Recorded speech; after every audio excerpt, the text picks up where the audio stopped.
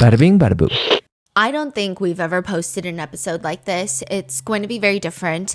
This is a standalone episode on just Mackenzie Shirilla and Dominic Russo's 30,000 pages of text messages detailing their relationship from 2020 all the way up until July 31st, 2022, when Mackenzie kills Dom and Davion in a car crash.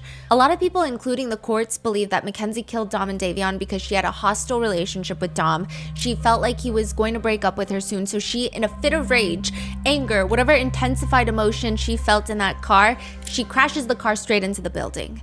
Mackenzie and her parents, they deny that this is what happened. In fact, they go as far to allege that Mackenzie and Dom's relationship wasn't perfect, sure, but it wasn't that bad. Mackenzie's dad, Steve, says, toxic has been thrown around a lot. I didn't see the toxic relationship that everybody's saying, oh, it's toxic. This is a toxic relationship. And they argued. I argue with my wife. You know, everybody argues, okay? From what I knew, it wasn't toxic. They argued, they broke up. He's over the next day with flowers and candy and a stuffed animal. I mean, it was like every couple of months something would happen. And my wife was helping them try to fix their relationship, and they were never breaking up. Anybody who is saying that is lying. And I don't care if it's hurtful. They were not breaking up. They may break up, but they were getting right back together. Again, they were not breaking up. For anyone who says they were breaking up, it is a lie, a baseless lie, a narrative from the prosecution. But who's telling the truth here? Because of that, naturally, people want to analyze their text messages. I've seen people try to use AI to try to scan through these 30,000 pages, or they'll pick out a few messages here and there. And hopefully this episode feels like a bit more exhaustive as we went through all 30,000 pages, like human. This was just us sitting there on the dining room table for like hours on end, days on end. This is a chronological recounting of their fights in the messages. It's not going to be in the usual RM fashion where we try to go through all these different sources and compile a comprehensive overview of an event. I'm literally just going to walk you through what I read in the messages. It's going to be frustrating, infuriating, and exhausting. I'm just going to give you a heads up right now. Like, I lost my mind in those messages. The amount of fights they got into that doesn't even make sense. I'm just going to give you an example of like how frustrating it's going to be. Dom buys a pair of $300 shorts for Mackenzie. Is she grateful? No, she's not, because she had to order it herself. He gave her the money. She ordered it on her card, but he sent her the money. So like he paid for it. Okay. All she did was like put in the address and stuff. But she's like, no, you didn't buy me the shorts. He's really confused because like, what do you mean? You know, I mean, say it. What do you mean? And she says, I'm saying buying it off my card makes me buying it. I still have to go through with the stress of buying it and checking it out. It stresses me out doing that. If you put in all the information on your phone, that would be you buying it for me. Did she ask for the shorts? Yeah. And he's like, okay, go ahead. Here's the money. Yeah. Okay. And so he's confused. I think if I paid for it, I got it for you, period. She argues, today I bought the outfit with your money. You did not buy me anything. I bought it for myself with your money, which I thank you for letting me use your money to buy. He's so confused, he circles back to the first comment and says, wait, you have stress ordering the clothes, but I don't have stress making money? You could have said no to buying it. How many times do I have to tell you this? I would not have cared. He's so lost. You don't think $300 is more stressful than ordering it? See, you're turning this into another fight right here, and I'm not doing this. Dom expresses, I feel unappreciated. Are we working this out or not? Have you been reading anything I said? I said thank you for buying it like a million times like I always do, question mark, question mark, question mark. Which, by the way, she didn't really ever say thank you. She just tells him, you feel unappreciated and I feel unheard. I guess things don't ever change. So it's going to be a lot of those types of moments, and moments like this where 2 weeks before the crash, Mackenzie texts Dom, I don't need to beg for your attention. Millions of people on the internet would give me attention in a heartbeat. Let's get into the text messages between Mackenzie and Dom.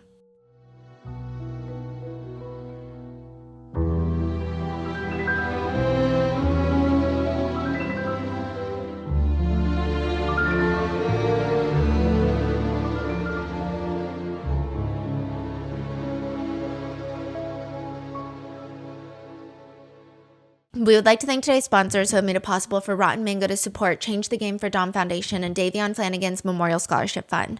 Both GoFundMes are run by the families of the victims, and we will include those plus all the information regarding Dom and Davion's law, which aims to update Ohio's Son of Sam laws in order to prevent violent offenders from profiting off their crimes. All these will be included in our show notes. This episode's partnerships have also made it possible to support Rotten Mango's team of dedicated researchers. We'd also like to thank you guys for your continued support. As always, full show notes are available at rottenmangopodcast.com.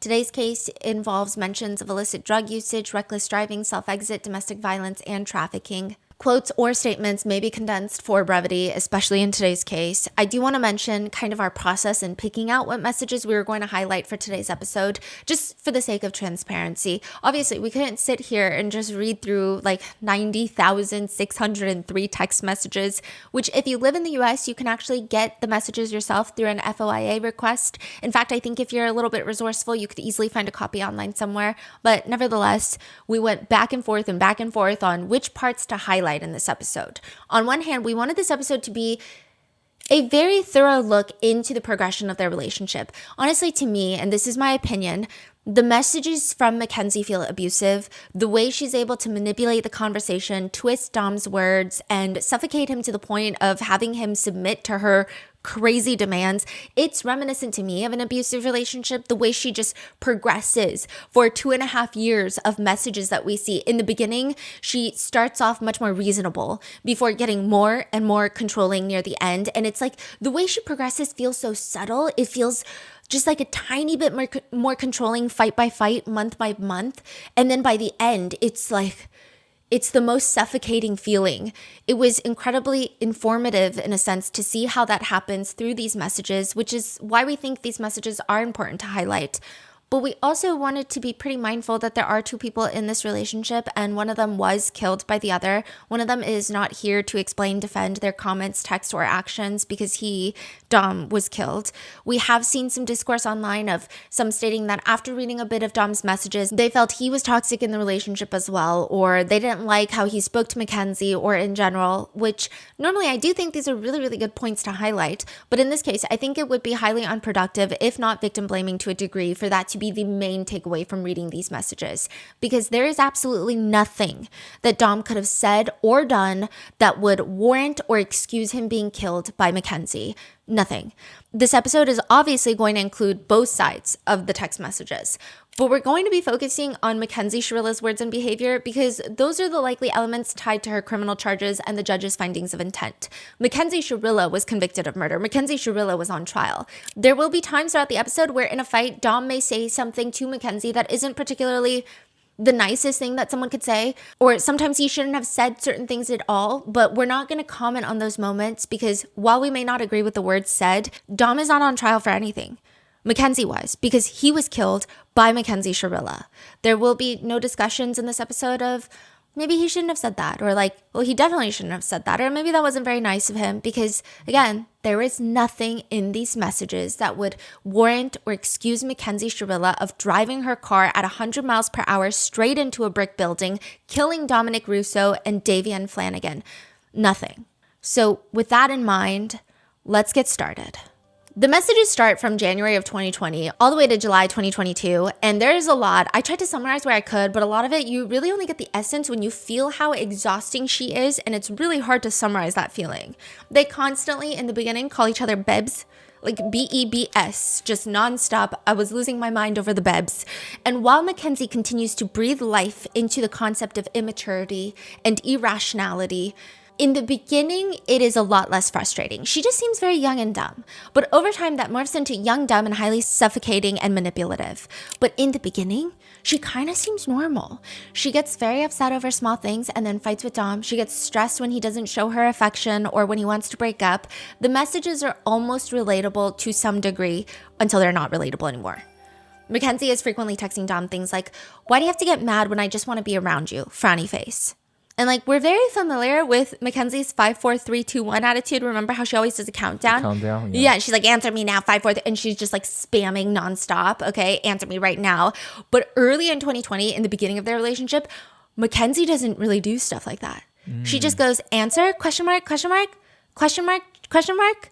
And she's asking Dom if she can come over. And like normally near the end in 2022, this is a 5, 4, 3, 2, 1 fight, okay?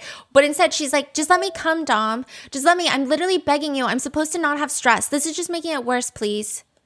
Dom responds, of course, you just put it on me.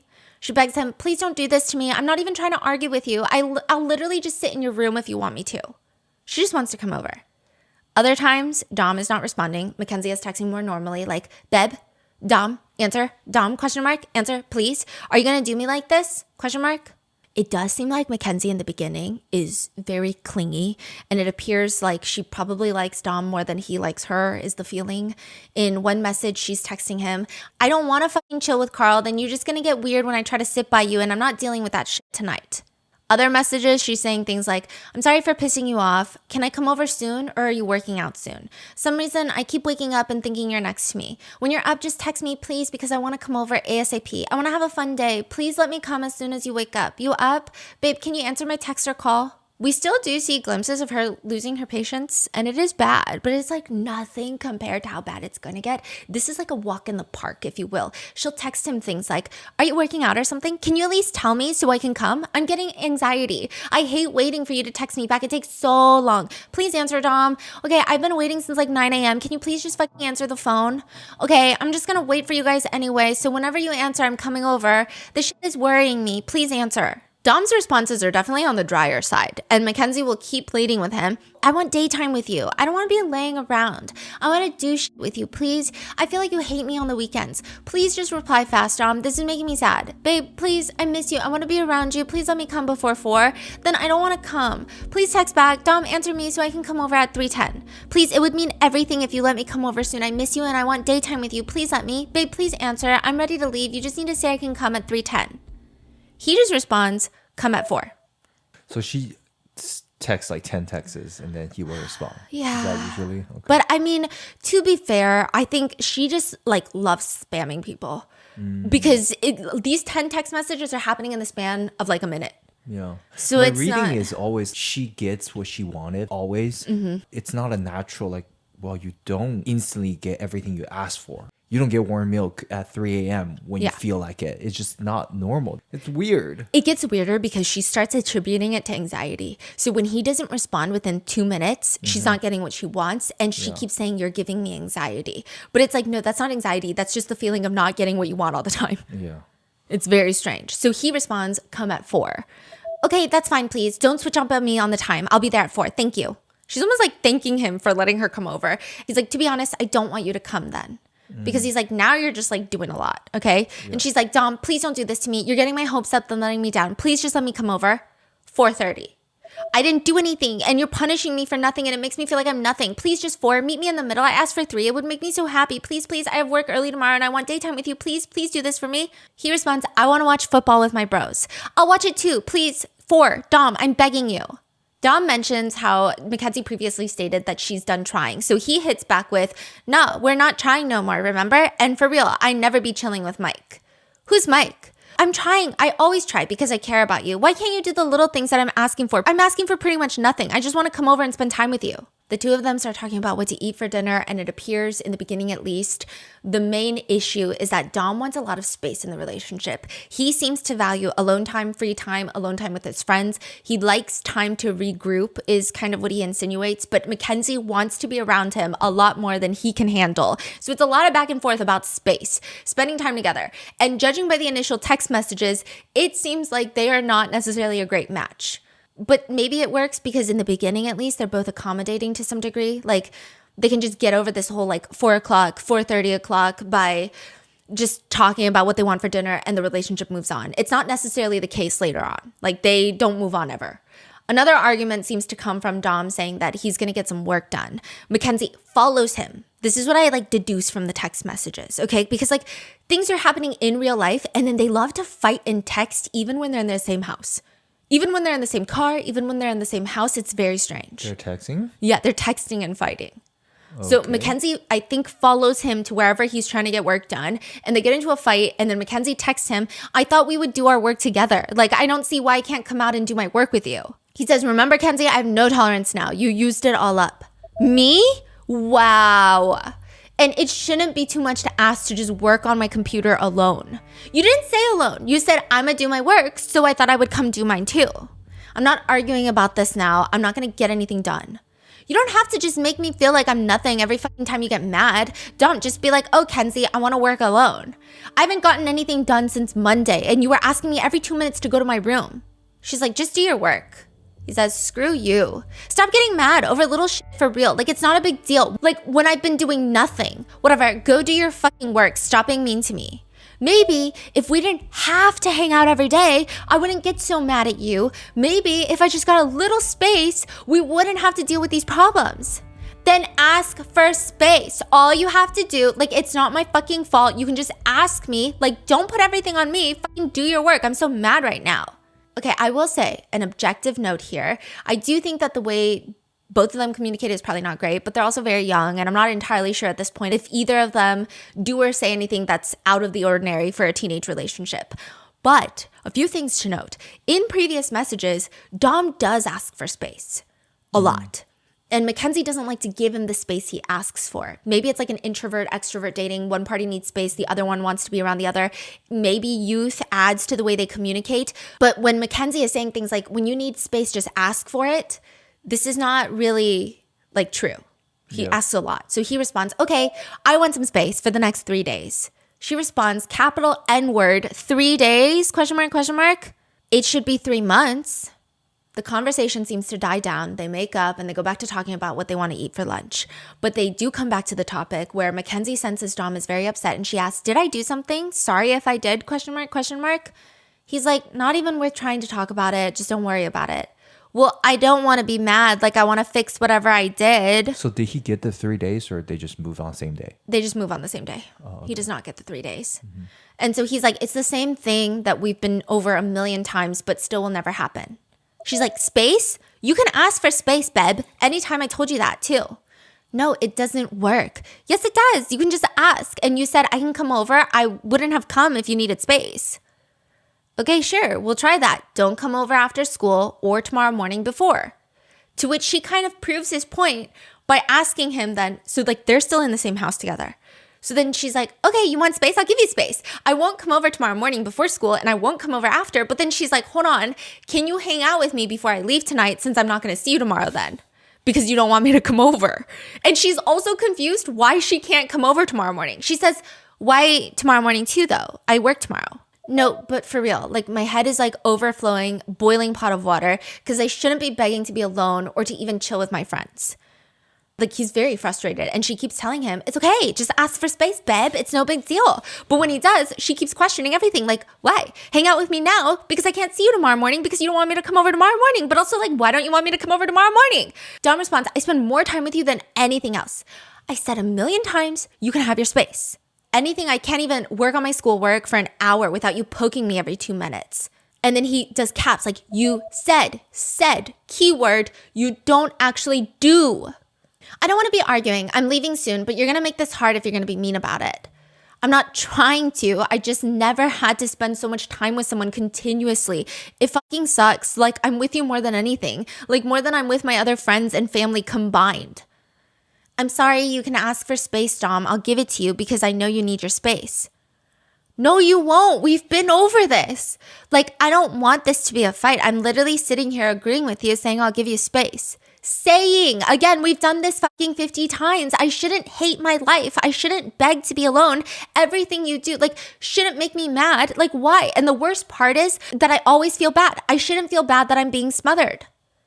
I'm sorry. See, now I feel bad. He expresses how frustrated he is that he can't ever get space, and she tells him that he just needs to say that and she can give him space and he doesn't have to be so mean about it. He tells her that he's using the restroom. So like all in this fight, he's like, okay, I'm going to go use the restroom. And she texts him, I'm leaving at 11. Can you at least come out and talk to me before I go? I'm still shitting. And no, you saw me earlier. Just go. Please, I'm just so stressed out right now. Like, I can never say anything right. I'm giving you the space you need. I'm leaving and we don't even have to hang today. I also need dabs. Weed, please come out. Do not say no one gives a fuck about what you say. Can you think of a period when we didn't chill for more than 2 days? Probably only when we were broken up. Okay, to be honest, we probably haven't even had over a day apart unless we were broken up. Yeah, no, it's worse than that. Okay, So Mackenzie ends up leaving at 11 a.m., right? And the whole rest, so she agreed, I'm going to leave at 11 a.m. and then I'm not going to come tomorrow. So they're not going to see each other the rest of today. And then she's not going to see him tomorrow. Okay? Yeah. Not like a big ask, if you ask me.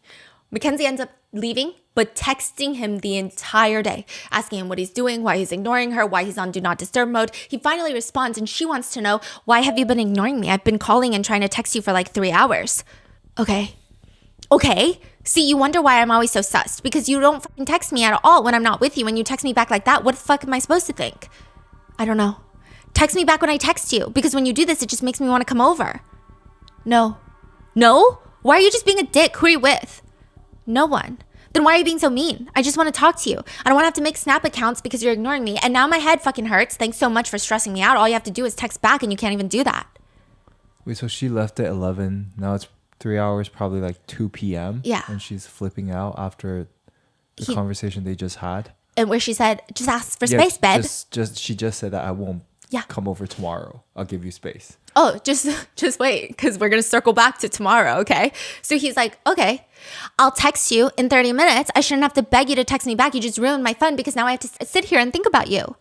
She eventually, that night, asks him to FaceTime and asks if she can come over in the morning. The next morning, she sends him a string of messages asking to come over. Can I come over early? Please, you have to get me, but please let me come. So not only does she want to go over, she wants him to come pick her up and take her over. So what happened to, like, she agreed I won't come over tomorrow? Nothing happened. She just goes back on her. She just changed her mind. Yeah. Right, okay. Yeah, because it's like no longer that fight. So now it's like an hour later and she has a goldfish brain. I see. Yeah. But please let me come because I work today and I want to hang out before I have a shitty shift. He just texts, why? Mackenzie responds with a string of messages. Why? ? Come on, I miss you. I want to see you. Please don't be like this, babe. Please, I want to come over. Please, Dom. I've been waiting at my phone. Please answer me and let me come, babe. Please answer. I've just been sitting here waiting for you to answer. Please, Dom, let me come at 10. It's 9:16. The only reason I got up is because I thought you were going to let me come over and you're literally making me walk. And now you can't even text me back. Like it's literally freezing outside and you're making me walk and you can't even give me a ride. I'm crying so hard saying I miss you and you're just sitting there like it's fucked up. Dom responds, my back won't stop hurting. So his back was hurting from basketball. I'm not trying to get dressed. I don't know, man. Why are you doing this to me? It's making me so sad. Like, if you let me come now, I could maybe get a ride. Mackenzie expresses that she's crying so hard, and if he doesn't text her back, she's going to be so upset and flip out. To which Dom says she always thinks that crying is going to let her come over, and he still remembers that she mentioned that she knows how to fake cry. But Mackenzie begs to come over, saying she's upset for real because she's crying and she's upset for real. I think their relationship and communication styles are vastly different, but I'm unsure how much age factors into all of that. But I will say that both of them do use the N-word slur throughout their text messages in the beginning, like a lot. It is the most egregious thing at this point in their relationship, and they get into arguments. And it's just, I'm just going to give you like a trigger warning. Like if you end up with the messages file, it's just a lot. They do get into arguments about whether or not Dom is going to take Mackenzie to his prom. So he's 2 years and 11 months older, and it doesn't seem like he can. So each school seems to have differing age or class limits for guests. So some schools, as long as you are a high schooler, you can be a guest to prom. But the student that is purchasing the tickets to prom has to be an upperclassman. Some schools, you also have to be an upperclassman to be a guest to the prom, right? So there's just like a lot of rules. And it seems in this case, Mackenzie is upset because he can't bring her to prom. And she says, it's funny how you act around Kyle. Stop acting like a fucking dick. I do so much for you. Like, how do you think I feel right now? Wait, so he can't take Mackenzie. Did he take somebody else or? No, he was just going to go alone with his friends, his guy friends. Oh. But those guy friends have girlfriends, right? Oh, what the heck? And he's explaining, I don't know, I can't just not go to prom. So she's almost like asking, then you shouldn't even go to prom in general.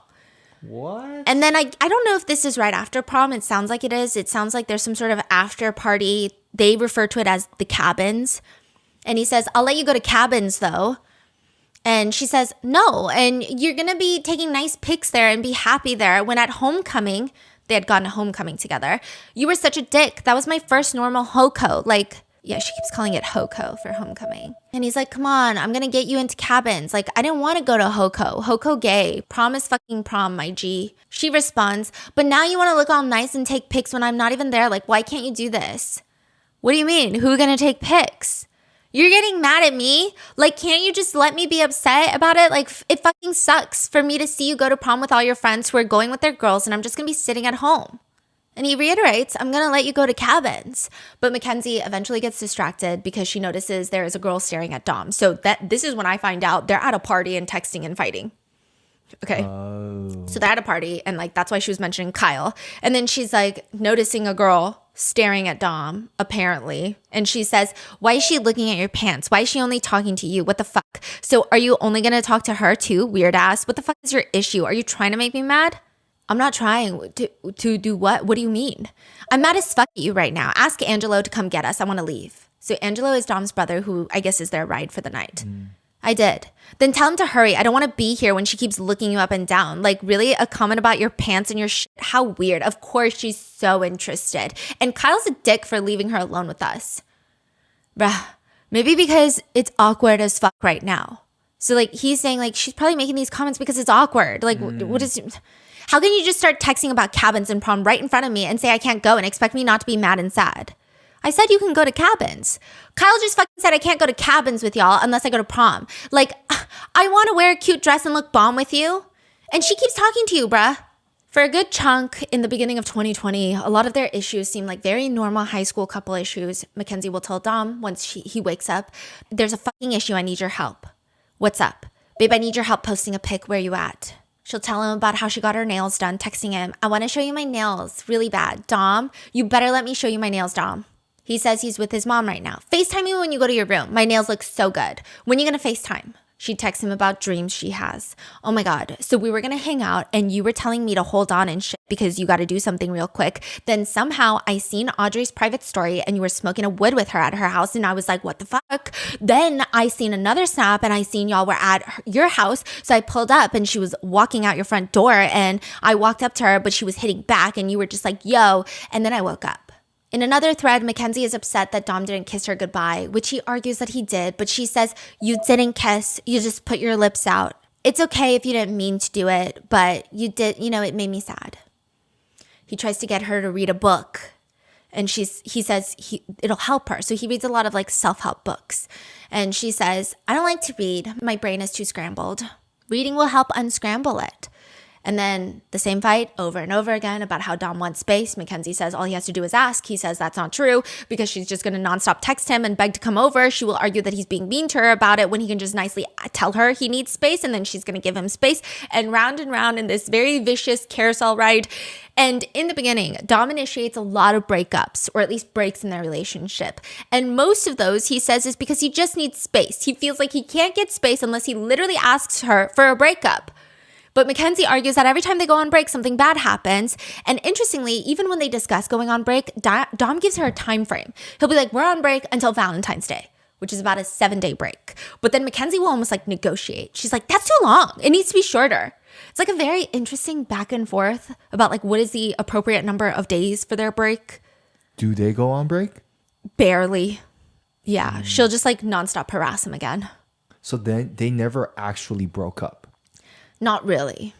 Yeah. But I think near the end, it seems like he wants to. Yeah. Ultimately, that specific fight ends with Dom going off on Mackenzie, and it's a pretty intense fight. And he mentions how he feels like she snakes her way around and always gets what she wants. He almost insinuates when she comes over, she somehow snakes around and like makes the fight disappear, is the vibe. Which it comes off like she's very manipulative. She disagrees, saying she never gets what she wants. Dom tries to point out all the things that bother him, such as, the fact that Mackenzie is always texting his brothers. What? Always. Mackenzie is always texting his brothers when he's not responding for like 2 minutes. Oh. To which he's asking, why? Like, why are you doing that? And she says in caps, to get you to text back. Which I think is the point he's trying to make, And Dom gets so fed up, he threatens to call Mackenzie's mom and ask her mom to not bring her over to his house anymore, because at this point, Mackenzie doesn't have a driver's license. And Mackenzie says if he does that, she's going to self-exit. He starts going off on her, saying that he's also dealing with mental health struggles. He's hurting too, and he just wants to hurt alone, and she won't give him alone time. Mackenzie does point out that when they were on break previously, Dom hooked up with somebody else. But eventually they make up. They make up from this fight, only to fight again. And Mackenzie asked to come over, but he says he's going to FaceTime her instead. And she starts texting him, Dom, it's not that easy. I miss you. I haven't seen you. And you've just been saying no. I'm bawling my fucking eyes out, begging you to let me come. Please answer, Dom. Oh my God, please don't do this to me. It's going to kill me. Please don't. My head is already hurting. Please just let me come and see you. I'll leave after 30 minutes. I don't care. I just want to talk to you and see you. Please understand that, Dom. Please answer. He responds, stop, babe. You can come over tomorrow. They have this whole back and forth where she says she can't because she already told him a trillion times that she has work tomorrow, but he offers that they can hang out for an hour before work. And she thinks an hour is not enough. He tells her that only she can make herself happy because she starts like blaming anxiety. Like, you know how stressed I already am and you're making it worse. And he tries to tell her like, you need to find happiness within yourself. At some point he tells her, Kenzie, I need to find myself. I don't know who I am anymore, so just let me be for a little, okay? And he ends up texting her back, hey, sorry, babe, I was being mean. I don't want to be mean. Do you want to come over and smoke, and then I can drive you to work? But then they very quickly get into another fight with a very familiar premise. Mackenzie rants about how her mom, Natalie, makes her life hard. Yeah, she thinks her mom is really hard on her. And how Natalie always calls herself the peacekeeper, but then she does things like change Mackenzie's curfew from 9 p.m. to 11 p.m. So she extended it 2 hours, right? Which is what Mackenzie wanted, but according to Mackenzie, quote, so I got her to say 11, then she's like, fine, but I'm not telling you when I'm coming. So like she's not going to give her a heads up when she drives over there. I don't know. What? Okay. Yeah. So then Mackenzie is like what the fuck? She wonders why my head hurts every day and why I have so much anxiety. I feel like she's trying to trap me. Like, what's going on? She also states that Dom gives her anxiety when he doesn't respond quickly enough, which makes sense if maybe he's driving or he's out at night or he's doing something that would maybe cause anxiety, but just responding about what time she can come over. She tells him, please answer fast. I'm getting anxiety. During one disagreement, Mackenzie tells Dom, I literally had no one last night. Gracie bitched me out over some gay shit and it hurt. Like I was alone. I realized I don't really have anyone. He tells her, Kenzie, in the end, you really have no one besides your family. And don't take anything Gracie says to heart. You know, she's not the brightest. And even people's family will fuck them over. So he's just like coming from a place of like, you can't really need someone all the time. I need more than family. I need friends and support. I can't take the hate. I'm literally sad. I've been trying so hard to get hyped and have fun, but shit in my brain keeps making me think too deep. And I've been having these dreams and it's killing me. And I needed you last night and you went on do not disturb mode. And I didn't know what to do. It was terrible. I was at a really low point. If you think you need friends and support, then you do. If you don't think you do, then you don't. Do you see what I'm getting at? Things will only bother you if you let them. I think I got a book that can really help you. It's not really long either. I haven't read it yet though. Dom, I try so hard with a lot of shit and it's like a lot when you feel like it's surreal. I can try reading, but shit makes me feel weird. See, you got to get out of that mindset. You've been in the wrong mindset for too long. You got to think like me and grab life by the balls, and only you have control over your brain. He tells her to read the book, to which she responds, psychological books make me feel bad about myself, or like weird. I don't know. I get off at 6:30 if you want to take dabs and talk about it, and you can give me the book. See, if they make you feel weird or bad, then you need to change something. All you're doing is limiting yourself. It's not like guilt. It just makes me feel weird. It's so hard for me to change sometimes. I just give up because I feel like I can't. I feel like I'm just hated on every day for nothing. I don't know why she has so many haters. Like, you're just a high schooler. Like, who has that many haters? It somehow morphs into a fight where Mackenzie says that Dom wouldn't understand because he hasn't seen her. So how would he know what she's going through? Like, they haven't hung out in a day or two? To which he says, it's been fucking 2 days. I haven't seen my grandma in fucking 3 years. Stop fucking making excuses and stop giving a fuck. He does give advice aggressively, and it's a lot. It could be age, could be just different communication styles, but I guess he thinks it's best for Mackenzie, right? And he's just reminding her at the end of the day that all she has is herself. But she says, if I do this, you got to be there for me, Dom. So she's like, if I stop smoking weed and like read this book, you got to be there for me. And he's like, no, I don't. You have to be there for yourself. I can die tomorrow. Your mom could die. Your dad, your whole family. Who fucking knows? I don't want to go through this alone, babe. You're not always going to have people there for you, so don't expect it or care. Alone? Reading a book alone? Yeah. What is she whining about? We don't know. Yeah. No, there were so many times we would like pause. We're all sitting around the table and I'm like, save me someone. And we're all like, what's happening? Like, we would have to read the same page over and over again because we're like, wait, are we sure this is what she means? And it's like, yes, no, this is why she's complaining. She's like, I don't like to think about people dying. I'm going through my own stuff alone. It's reality. Anyone can die. In a later text, Dom reminds her any day it could happen and boom, I'm gone. A few days later, Mackenzie goes on to complain about being at work and quote, hella F slurs here today. Whoa. She also rants about other fake friends that she has. Bruh, I fucking hate AJ and Joey so much, like broke ass N-words that I smoked up and plus rides all summer and they can't even answer me to chill with me, but they can hang out with fucking Amory. Like shit makes me so mad, fake as fuck. Like I fucking hate how everyone busy 24/7. If they not, I get ignored by literally everyone in the world. I'm so fucking mad. Why do fake people love me? Then she'll just start off a new morning with a positive good morning text. What a way to start a day. Good morning, babes. Today I got woken up by a fucking woodpecker pecking at my house nonstop. I woke up so mad, bruh. That bird can fuck off. Then a few mornings later, bruh, I woke up at 6:20 a.m. and my room literally smelled like shit. I had to get up and spray perfume. I was so mad. I'm laughing because Tom's response is crazy. Okay, sorry. She's like, I had to get up and spray perfume. I was so mad. Dom responds, did you shit? Sorry. I'm sorry. Like we were literally losing our minds reading these messages. No, Dom, it was a phantom smell. You probably shit. You sure it wasn't just your upper lip? My lip? Are you saying I smell, babe? Yeah, it could just be you're smelling your upper lip. No, it's like when a ghost visits you and they have a smell. LMAO, definitely wasn't my lip. Shit smelled so bad. By spring of 2020, Mackenzie starts getting more aggressive with fights with Dom. And I mean, nowhere near where she ends up, just a bit more aggressive than how she started, saying things like, quote, in caps, I'm not playing your annoying ass games. Later, they make up and Mackenzie texts, Corona is now a global pandemic. But she spells it Carona. Corona. Then later she rants, yeah, what the fuck? I hate Chinese. Oh my God. Oh. But she spells it CHINISE. Then she starts freaking out about not having groceries in the house. Why is she didn't say anything? Just oh, she's passing. Like, why the fuck are you eating bats? Like something like that. Oh, because of I see. Mm-hmm. Okay. Yeah. Then she starts freaking out about not having groceries in the house. And Mackenzie asks, what if people run out of milk or like important shit like that? He reassures her that they have a ton of noodles and potatoes, so it's going to be fine because she loves noodles and potatoes. I feel better now. Thank you, BB. Spring of 2020, they start getting into fights because Mackenzie doesn't like that Dom's guy friends take too much of his time away. And she says, I'm so done with broke ass N-word taking time with you. Like, yeah, be cool with broke. And Dom totally works, okay? It's just funny, Carl and all the, and I don't know what this word means, GOONS.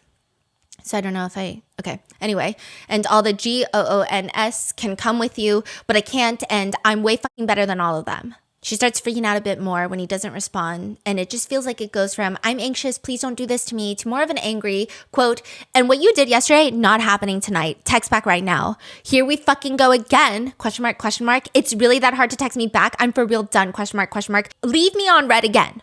She says that he's ignoring her and choosing to chill with a fucking loser over her. I could for real fuck someone up right now. I'm so mad. Tell him to GTFO. He's a bitch. Fucking taking up time I could have been with you. Send his ugly ass the fuck home and get me. Dom tells her, chill out or we're not chilling today. I could probably fuck Carl up right now and I'm not about to chill out when you're with that slow ass. You can come get me at 9 p.m. and Carl better not be near.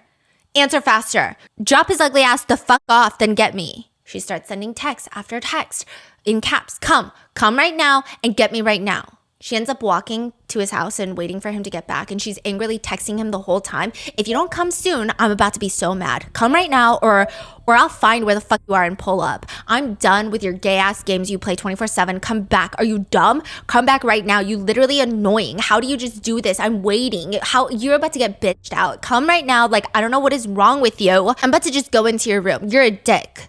She starts freaking out in all caps that she had to walk to his house in the rain, which he didn't ask for her to come over. Like she just wanted to because he wasn't responding. And he has 5 minutes to come back. She says, I've never been this mad at you. I could for real punch you like 20 times, but Carl and AJ, they could be dead right now. I hope Carl gets his ass robbed and beat up and AJ can just suck a dick. Get in your car and drive the fuck home. So he's still not home. And she walks in the rain to his house and is like waiting for him to come home. They make up and bicker for the next few days, and every time I'm reading, I feel like I have no clue if a big fight is about to break out or if they're just going to get over it in like 2 seconds. Mackenzie texts, I'm about to be so mad. Why? I haven't ate all day, okay? Then I asked my mom to make me mashed potatoes. Then she makes them. I'm excited as fuck to eat them. And then I look at them and can already tell they're different. I fucking take a bite and they were like watered down and all weird. Yay! Now my dinner is lemon water! Exclamation, exclamation, exclamation. So then you learn to make something for yourself. Don't just not eat and complain. That attitude would kill you. Just go make something else. I can actually make a lot of fucking things myself. Then do it. I don't like when you say shit like that. I know you're not trying to be mean, but like stop. Look, you're just complaining, more. Just go make your food. I was craving mashed potatoes. N-word, I'm for real about to be mad. A few fights later, another variation of a similar fight shows up. Dom suggests that they take a break, and he says, Kenzie, I think we should take a break again. It'll be good for both of us. We haven't been getting along, and you need to make some friends. I stopped texting for a second, and you flip like I could be texting my mom. I got a phone call or anything, and you just flip.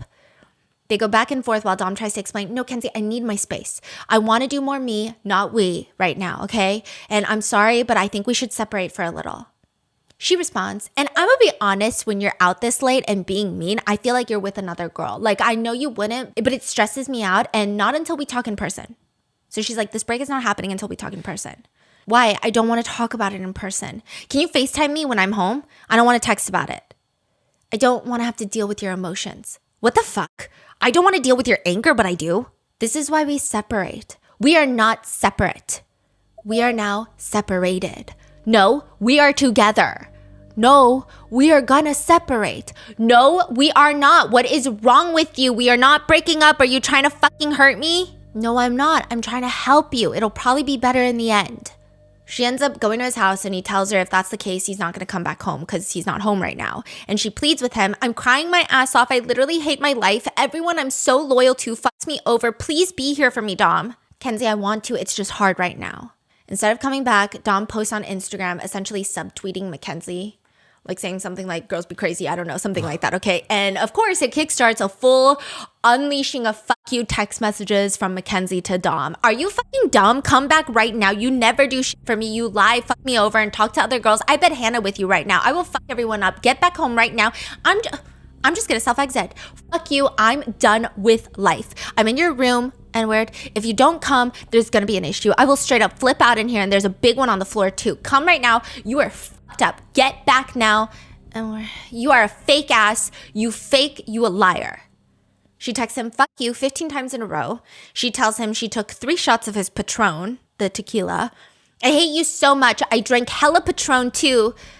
Bleep. Fuck you. If you sleep at Carl's, we're probably gonna have to break up. I'm so done with you being a liar. Sad your R-worded ass choices make me have to lose my whole other family. You're pathetic as fuck. Kenzie, we need to break up. It'd be better for both of us. Look, and if time goes by and we still feel the same way, we can get back together because real love never dies. Mackenzie refuses and tells Dom that she feels dizzy and like her head is going to explode and that she tastes blood. Texting, I taste fucking blood. I keep throwing up. My head is pounding and nobody is here for me. I'm puking right now. This is after she drank alcohol, right? Yeah, but I don't know if 3 shots, I mean, like the way that she consumes like her weed consumption alone, I don't know if she's like a lightweight where she's just like, but again, it just seems kind of manipulative to drink and then saying like, this is all your fault. He begs her not to do this to him. And she says, I'm puking, help, it's foam, I'm going to die, I'm scared. I mean, this is like highly manipulative behavior. They make up and then there's more fighting about space, hanging out, not hanging out, don't leave me on red. Again, huge chunk of their fights along with whether or not Mackenzie is going to come over or not. And there are times where Mackenzie will get, I will say, there are times where Mackenzie will get ready at 3 p.m. and wait until 8 p.m. asking to come over. And it's very clear that Dom tries not to give her an answer because when he says no, she flips out and will probably show up. So she get ready before even knowing. Yeah. So it's like her fault, right? But she does she never gets a no from him. Mm-hmm. So like throughout the day, she'll be like, can I come over? And then he'll be like, we'll see. Right. But then also when he does give a no, it's like a huge blowout fight. So I can see at their ages why this becomes a problem, right? Dom tells her that he doesn't know if he wants to hang out. He wants to hang out with his brother. And like these to me, I guess as like a very passive person, maybe it's like, oh, he's trying to say no without saying no, right? But or he'll say things like, I want to run errands and focus on myself. And there's another fight where she literally follows him on foot. I think they were like leaving. I don't know. She follows him on foot. Okay. And Dom's confused why. He says, you should have just stayed there. I don't know why you left. To find you because you're a fucking dick. So you left me here walking. Fuck you. I hate you. You're a liar. You fucking left me here out here. Fuck you. I told you I'm cold and my socks are wet.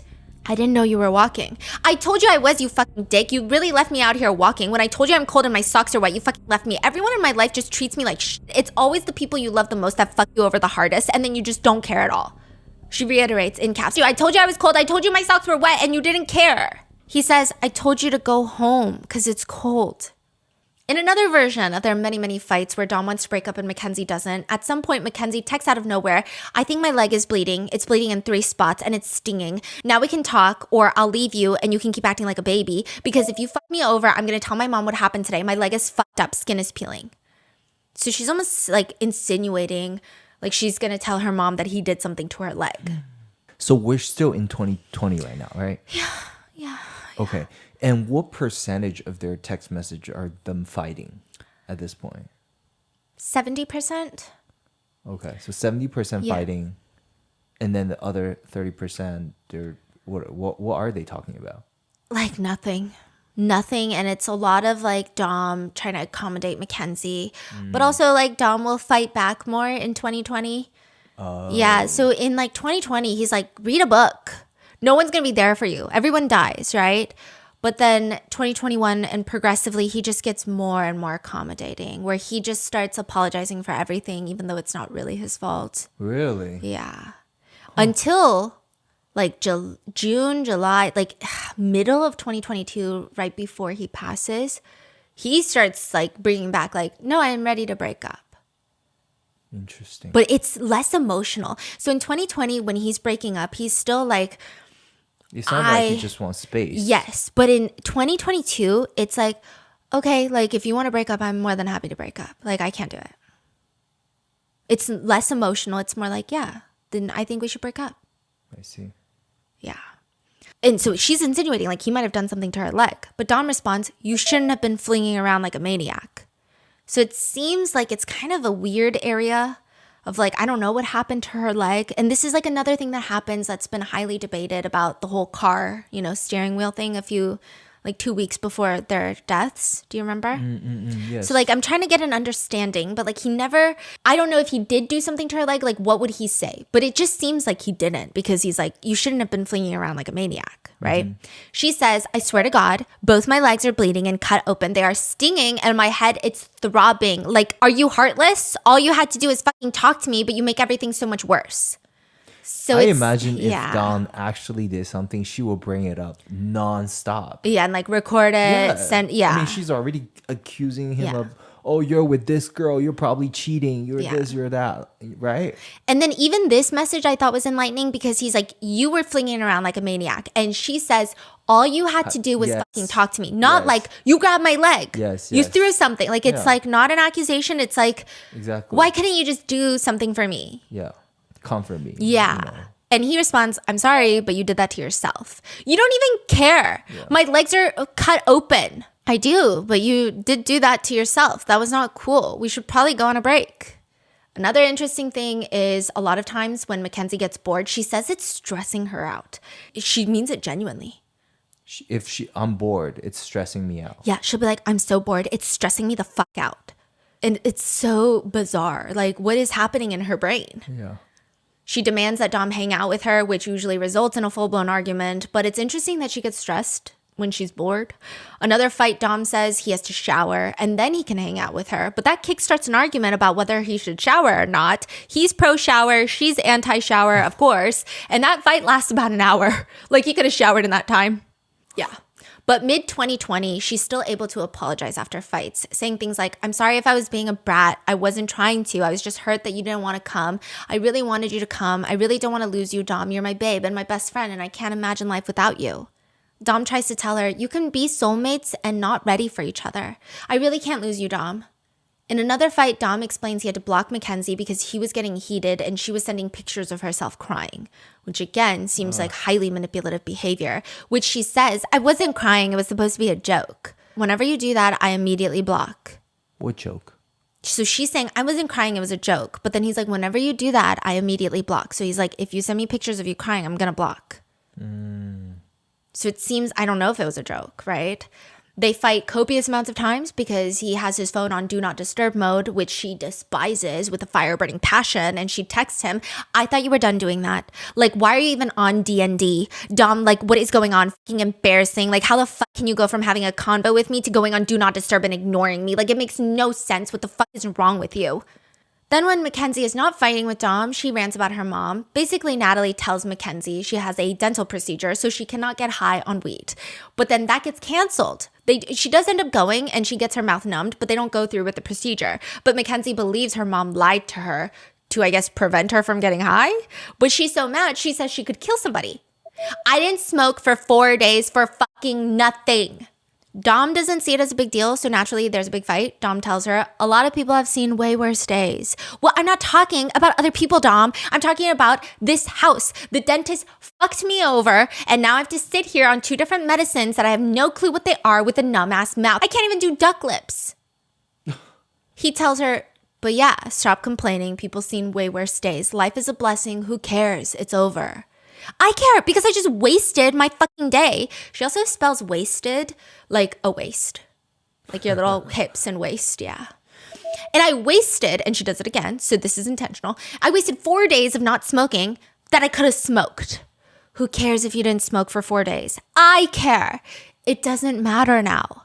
The fight goes back and forth before he tells her, stop fucking bothering me. Like, the fuck, I have so much shit. And if I don't answer your text for 5 minutes, you gotta call me. Like, fuck out of here. Remember what I said about people stressing me and wasting my time? She calls him out for being mean and not sympathizing with her. When he doesn't see this as a big deal, and the climax of the fight seems to end with Dom telling her, you're worried about your teeth, I'm worried about my future. So there is a big discrepancy where Dom feels a lot of like pressure from, like, there's just a lot of pressure. Maybe he puts it on himself. Maybe it's just, I don't know, right? But he feels a lot of pressure to make it out and make money. He wants to support his mom.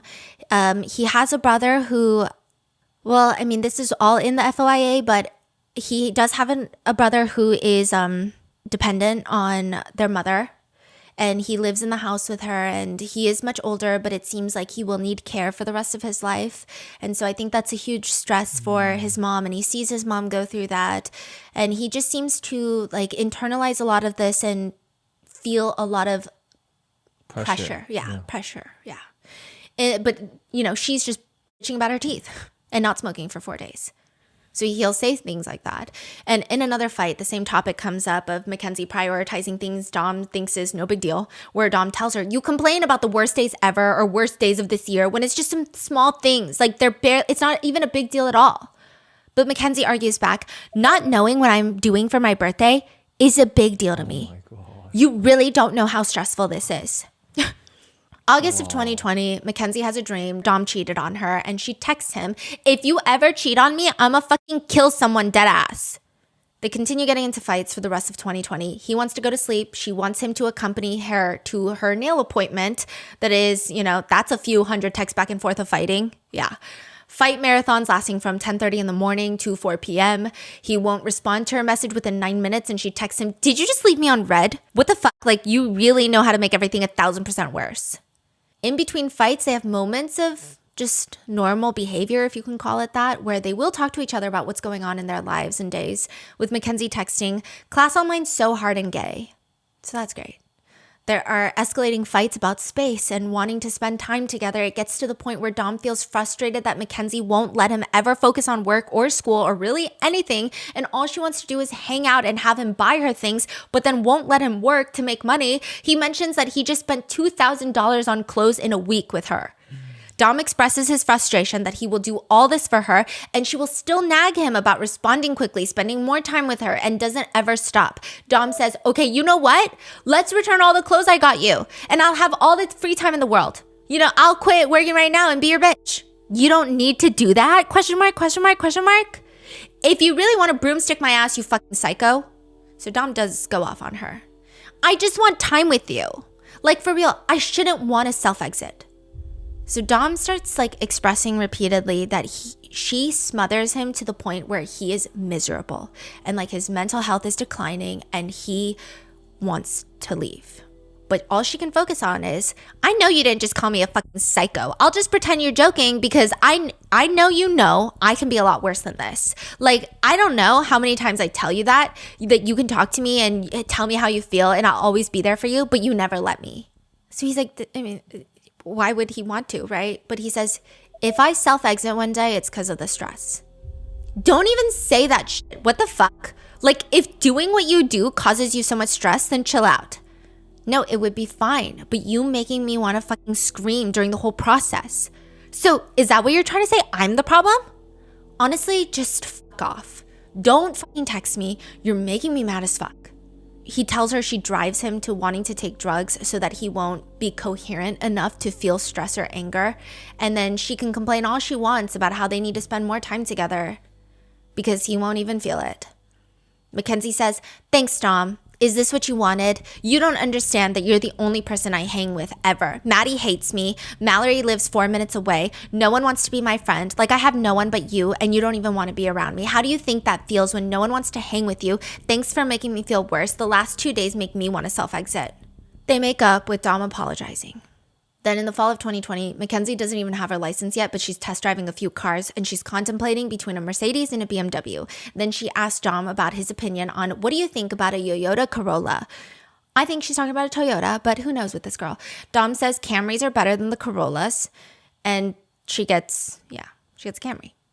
In 2020, there is a moment where Dom heavily struggles with his mental health and says he's contemplating self-exiting. And one of the things the two of them are talking about is that Mackenzie wants to post a picture of Dom onto her social media. Okay, so like there's like multiple conversations happening at once.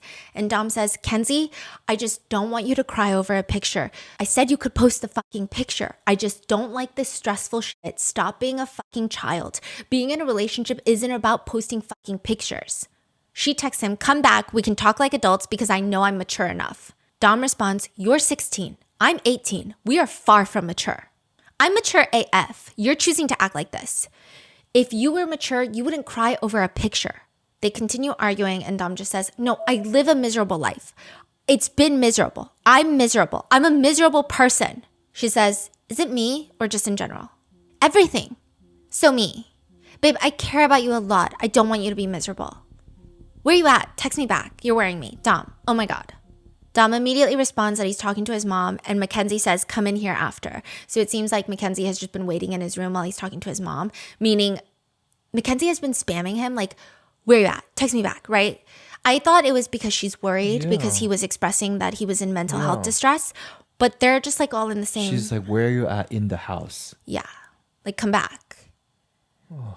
Yeah, so I mean, things can happen in the same house. That's not what I'm saying.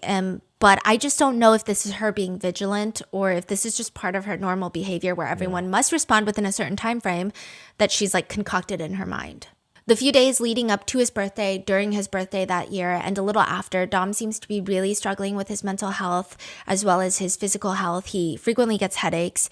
He continues to say, nah, I just suck. 19 isn't going anywhere. Neither is 20. So he's saying like he doesn't really see a strong future for himself. Babe, don't say that. Or any other year of my life. You're 1 year closer to being a millionaire, billionaire. Yeah, nah, all that shit overplayed. My mom said I'll never do it and just to go back to college. Oh my God, why would she say that? You are the smartest person I ever met, Dom. You will be rich as fuck one day. Dom continues, I'm just a kid who throws temper tantrums.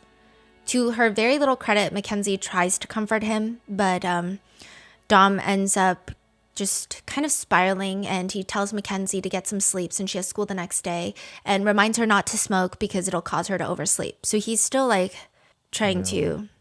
And she says, remember, don't let anyone tell you you're not going to make it because I know you are. Right now, I don't know.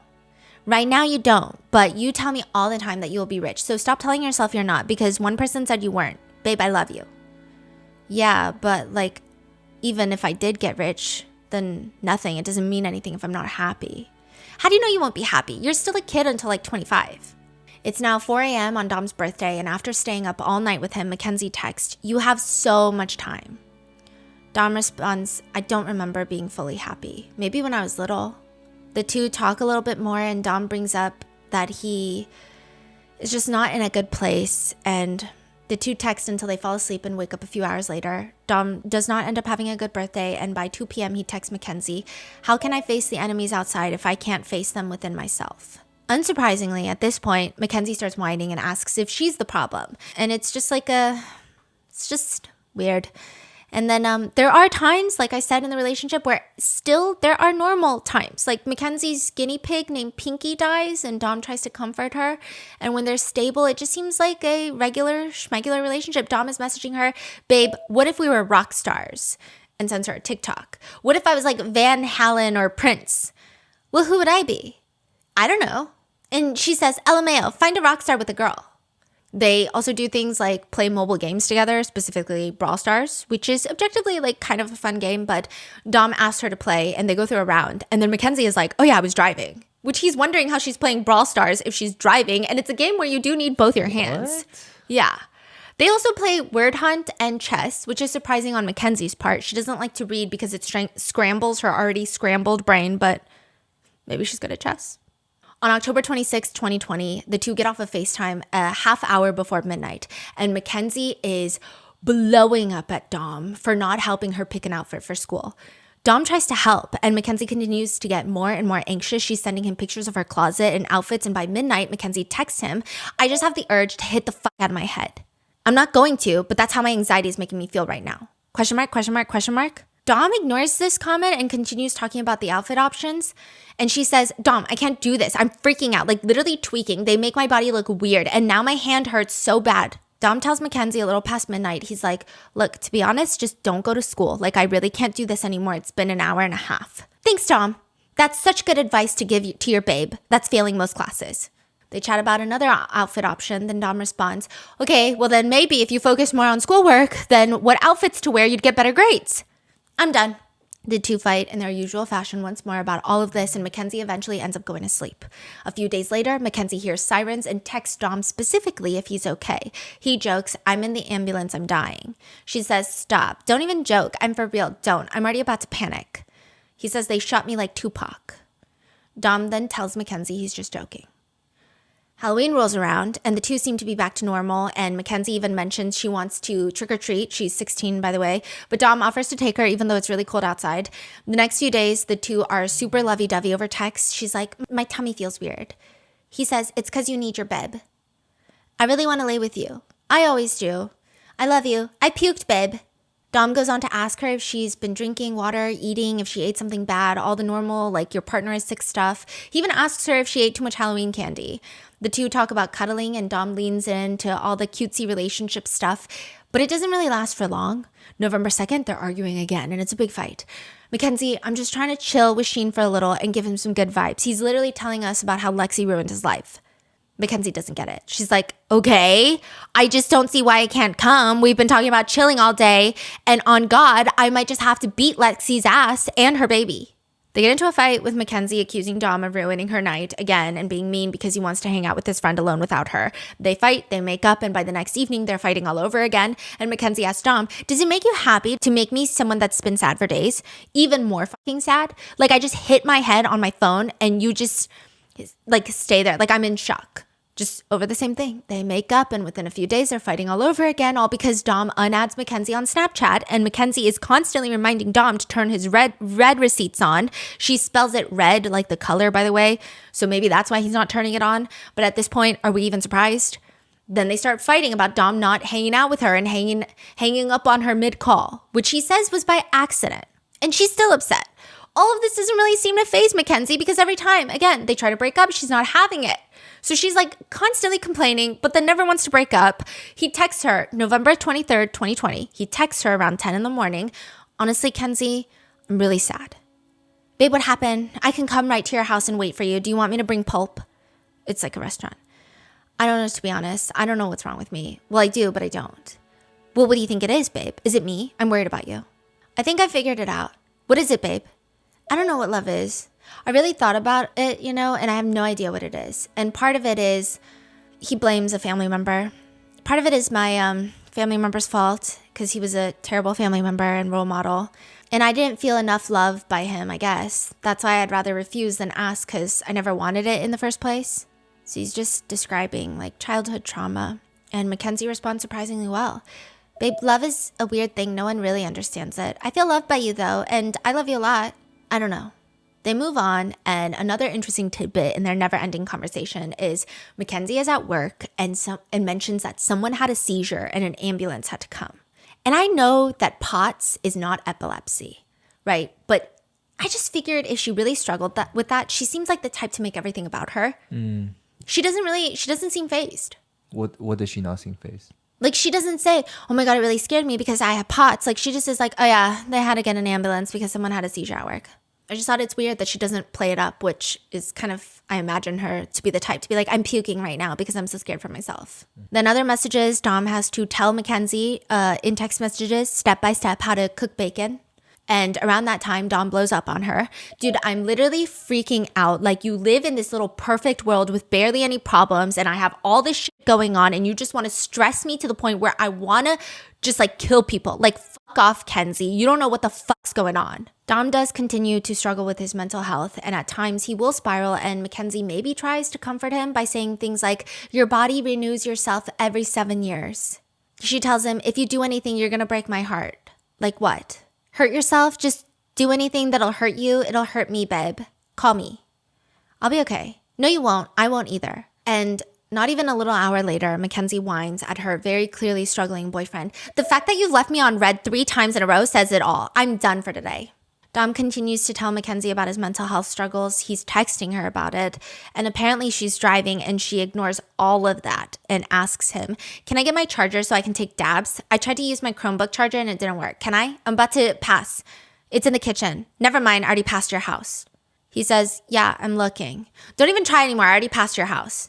Mackenzie continues to complain about her dabs and her pen charger, and even after Dom tries helping her, telling her to try YouTube to figure it out about how to charge it on a Chromebook charger, she says, it's just annoying when I could have just picked it up from your house. Dom does his best to de-escalate the situation and even tells Mackenzie, I'm sorry I was mean earlier, babe. And usually when I say I want to self-exit, it's kind of like after I start being mean and I regret it, and I just feel worse. Like he's saying it just makes him spiral. Yeah, but you saying that just makes me feel worse. It was a terrible day. Me too, babe. I'll take you out to dinner soon and we'll have fun. The nice crab place in Cleveland. I love you, babe. All I want is for you to be nice and give me attention.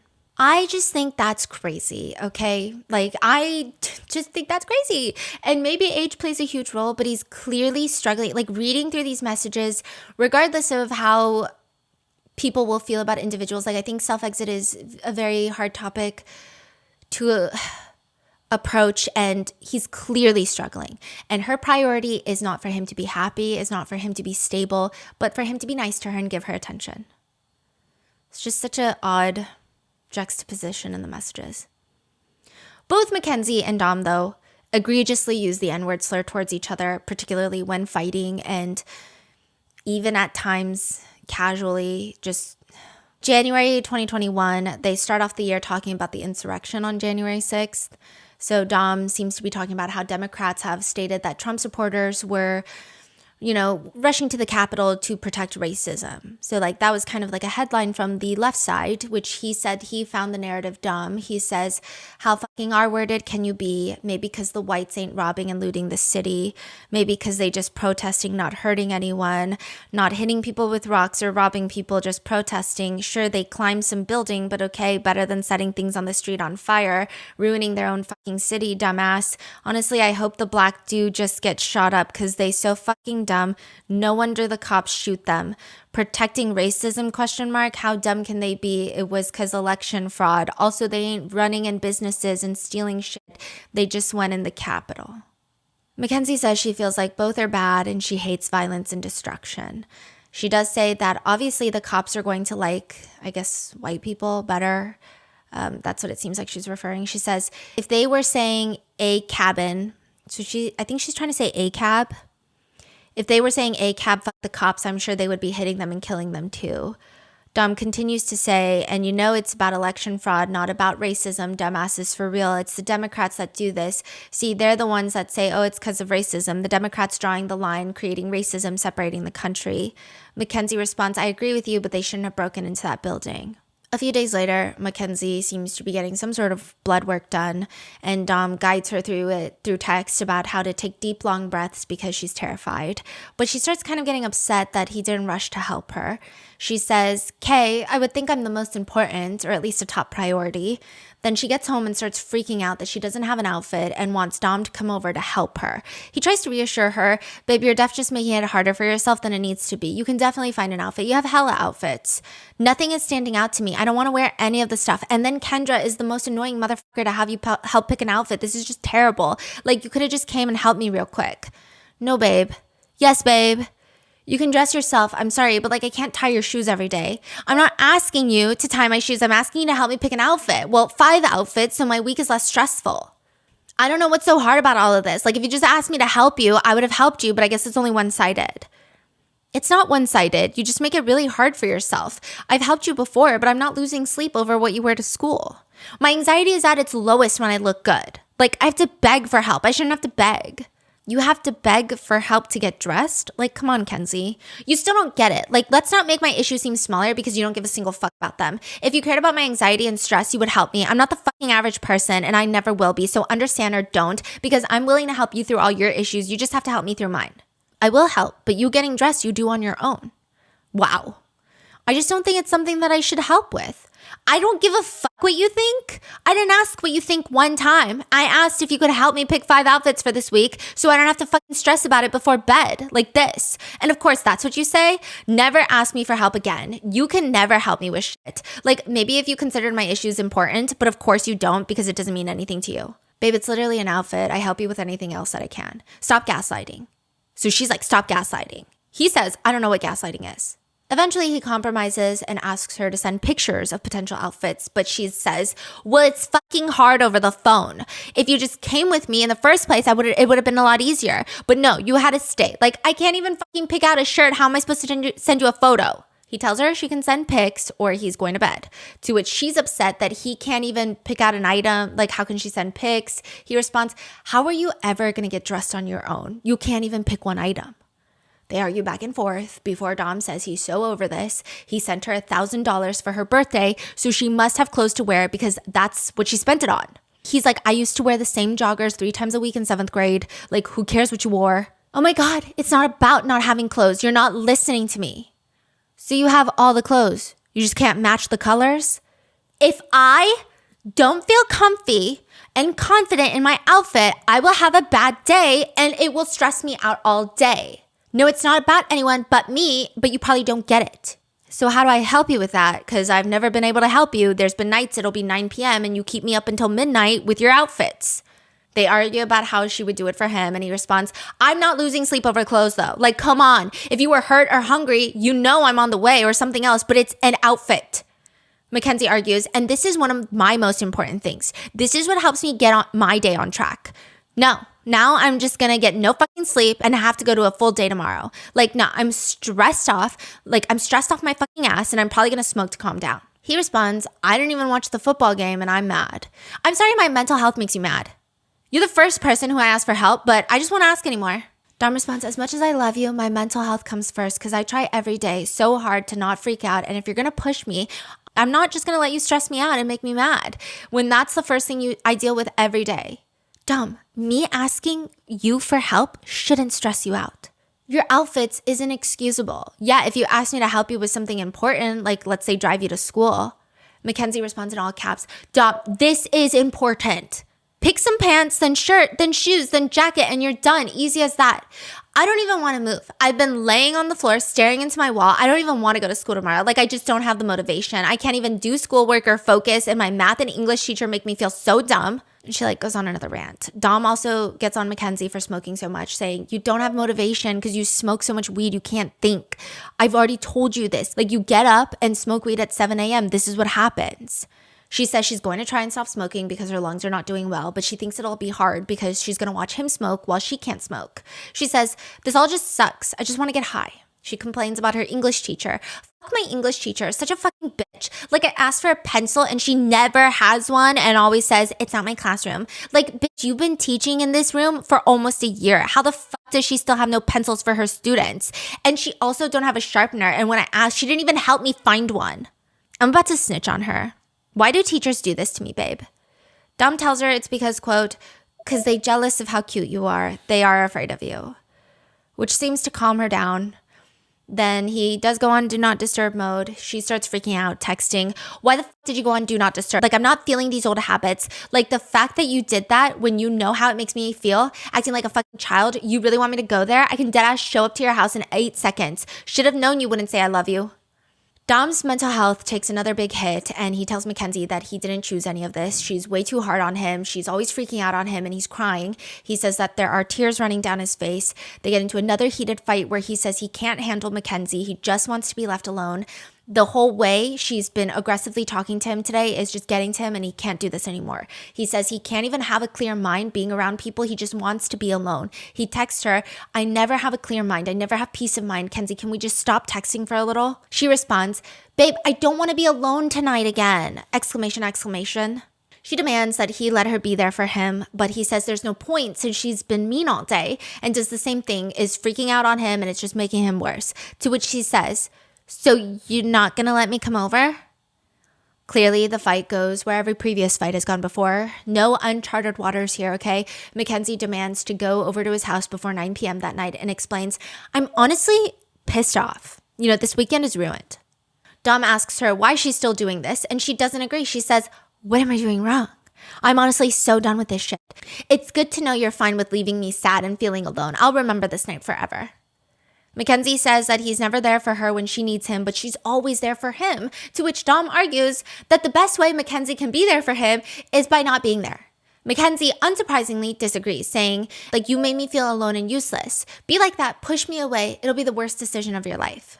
He's explaining to her that she won't ever let him clear his mind or leave him alone, to which she responds, I'm just going to bed, fuck my life, literally no one cares how I feel ever, no one is ever there, I'm so done feeling this way, I hope you're happy. Dom says now he feels worse, insinuating he feels bad. And he says that all he wanted was, quote, a little me time.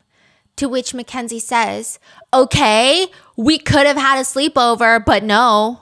She does not get it at all. She keeps getting upset, saying that she's always there for him, which he's arguing he doesn't need that. He needs space, but she's not seeing that at all. She keeps saying he's trying to hurt her and says, I'm going to bed. I'm done letting you be mean to me when I just want to be by you. Like, you're so fucking mean and I still only want to be with you. Like, what the fuck is wrong with me? Dom threatens to hurt himself, and Mackenzie states she's going to call his mom, to which Dom tells her, then you better tell her it's your fault then too. And this is probably not a good thing to say, but it does send Mackenzie off her freaking rocker. She says, oh, hell no. You really want me to do it? Like, I know you didn't just say that. I know you didn't. I know you didn't just say that to me. You just fucked up, fucking manipulative. Like, hell no. Like, I must be tripping because I know you didn't just say that. You are fucked. Who the fuck says that to anyone? It will never be my fucking fault you hurt yourself if you're dumb enough to even actually do it. Holy fuck. What the fuck happened to you? I'm gonna call your mom. No, you just fucked up big time, Dom. You really just said one of the worst things you can ever say. You can say sorry right now and why you're sorry, or we're gonna have issues. Dom responds, Kenzie, I'm sorry, but you're driving me insane. You didn't listen to me at all, and I told you I couldn't take the mental abuse. He starts telling her he's really not doing well, which she brings the conversation back to, wow, so you really just not gonna let me come hang tonight? We're not gonna have a sleepover this weekend. It's gonna be like that. Dom tells her, Kenzie, listen right now. After my very hard week, I don't even know what to say. A day or two, they're back to normal, and by the evening, they're fighting again. And we've only made it halfway through the messages.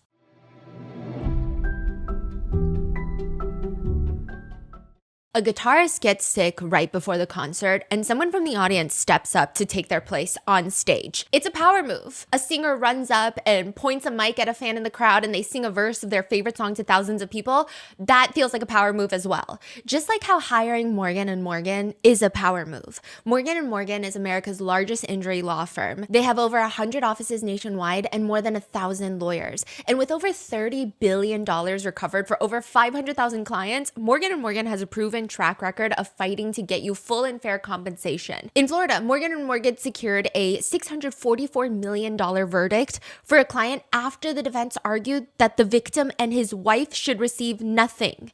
And in Nashville, another client was awarded $10.6 million. Now that's a power move. If you're ever injured, you can check out Morgan & Morgan. Their fee is free unless they win. For more information, go to forthepeople.com/rotten or dial #law, #529 from your cell phone.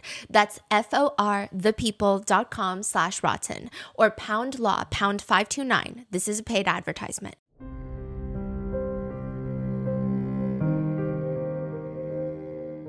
If you're listening to this podcast, you're probably used to things getting a little complicated, but Southern New Hampshire University does things differently. They keep it simple. Over 200 online programs, so you can skip the commute, no set class times, so you don't have to rearrange your life, and actual humans supporting you, so you're never doing it alone.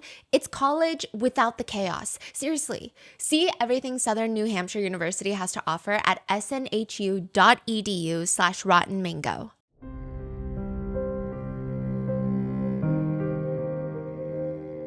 Mackenzie finally does learn how to correctly spell prosciutto. That was a journey that we really didn't want to be on, but alas, she made it. She learns how to spell it. And side note, this is the same person that spells drug addicts, like the attic that you have in your house.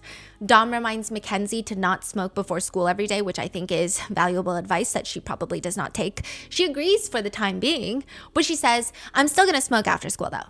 Mackenzie rants about having a normal job, like a normal person. She says that her mom wants her to have a job. So Natalie is like, you got to get a job. And she's like, quote, I'm telling her I don't feel good and I don't want to work. And she's saying, I need a job. Like, I just want to quit. I for real have not wanted to go to work one single day. Which I feel like a lot of people, it's like pretty par for the course for work. I don't know how many people are foaming at the mouth ready to clock in for work. She rants, I cannot wait till you move into your new house because I hate this house so much. This house is full of psychopaths. My mom just tried to ground me because I hung up on her to go to the bathroom. Like, what the actual fuck? This is actually a fight that her and Dom get into all the time. Like, she gets so mad if he ever hangs up on her. But she's allowed to do that to her mom. Mackenzie Shurilla has never been introduced to self-awareness, ever. And then, like, immediately after that whole conversation where she's like, I can't believe she grounded me because I hung up to go to the bathroom, Dom explains that he's shitting water, like he's diarrheaing. And she accuses him of just using that as an excuse to not hang out. Valentine's Day of 2021, there's a lot of fights. It's like multi-days of fighting, a marathon, if you will, because Dom doesn't want to post Mackenzie on Instagram. I mean, he does, but then he deletes it a few minutes later, which I will say, kind of weird, right? But they do bicker for a few days. Mackenzie threatens Dom, your effort level is 0. Up that number before it's too late. And he's like, what's going to happen when it's too late, babe? You're dumb if you don't know. And just rapid fire, a few things that happen in the following weeks. Mackenzie goes to a party where she freaks out on Dom because he's not responding enough, which ultimately it seems like she freaked out on him because she didn't know anyone at the party and it was just awkward. But like, I don't know why she freaked out on him. She could have just pretended to be doing other things on her phone, right? It's very interesting. I know she's young, but I recall most people her age having a far greater emotional regulation than what Mackenzie is showing. Eventually, Dom tells her to go to her car, breathe, and sing a song she really likes. He also encourages her to gain weight so that she can get her period back. And March of 2021, they enter their chess era, just nonstop playing chess on the mobile phone together. Then Mackenzie expresses how she hates her life and can't wait to be an adult so she can do whatever she wants, which clearly didn't really turn out so great for her. Freedom and prison don't really go hand in hand. But Dom tells her, as an adult, you have to worry about making money, aka bread. So you can't just do whatever you want. She says, yeah, I'll just be a stripper and do hair. Trust me, I'll have money. They start fighting again, and Mackenzie tells Dom, don't fuck with a pretty bitch if you're not ready for high maintenance. A little while later, Dom tells her he's learning how to cook French cuisine for her, but Mackenzie complains about the new dress code at school because no crop tops are allowed. And then Mackenzie ends up going to a gathering with friends 2 hours away, but wants Dom to come pick her up. So she's 2 hours away, wants him to pick her up. He doesn't. She throws a fit saying, I love knowing there's a distance you won't go for me, LOL. You don't gotta make it like that. She also mentions that she can't be home because her mom ordered the wrong thing from a clothing brand, so she's pissed and can't be home. She complains a lot about how home life is so miserable, it appears. You know, this is what sets her off about being home. It's the wrong shirt. She also can't spell since. Oh my gosh, this bothers me so much. This is like, yes, since. So she tries to say, I've been angry since this weekend, right?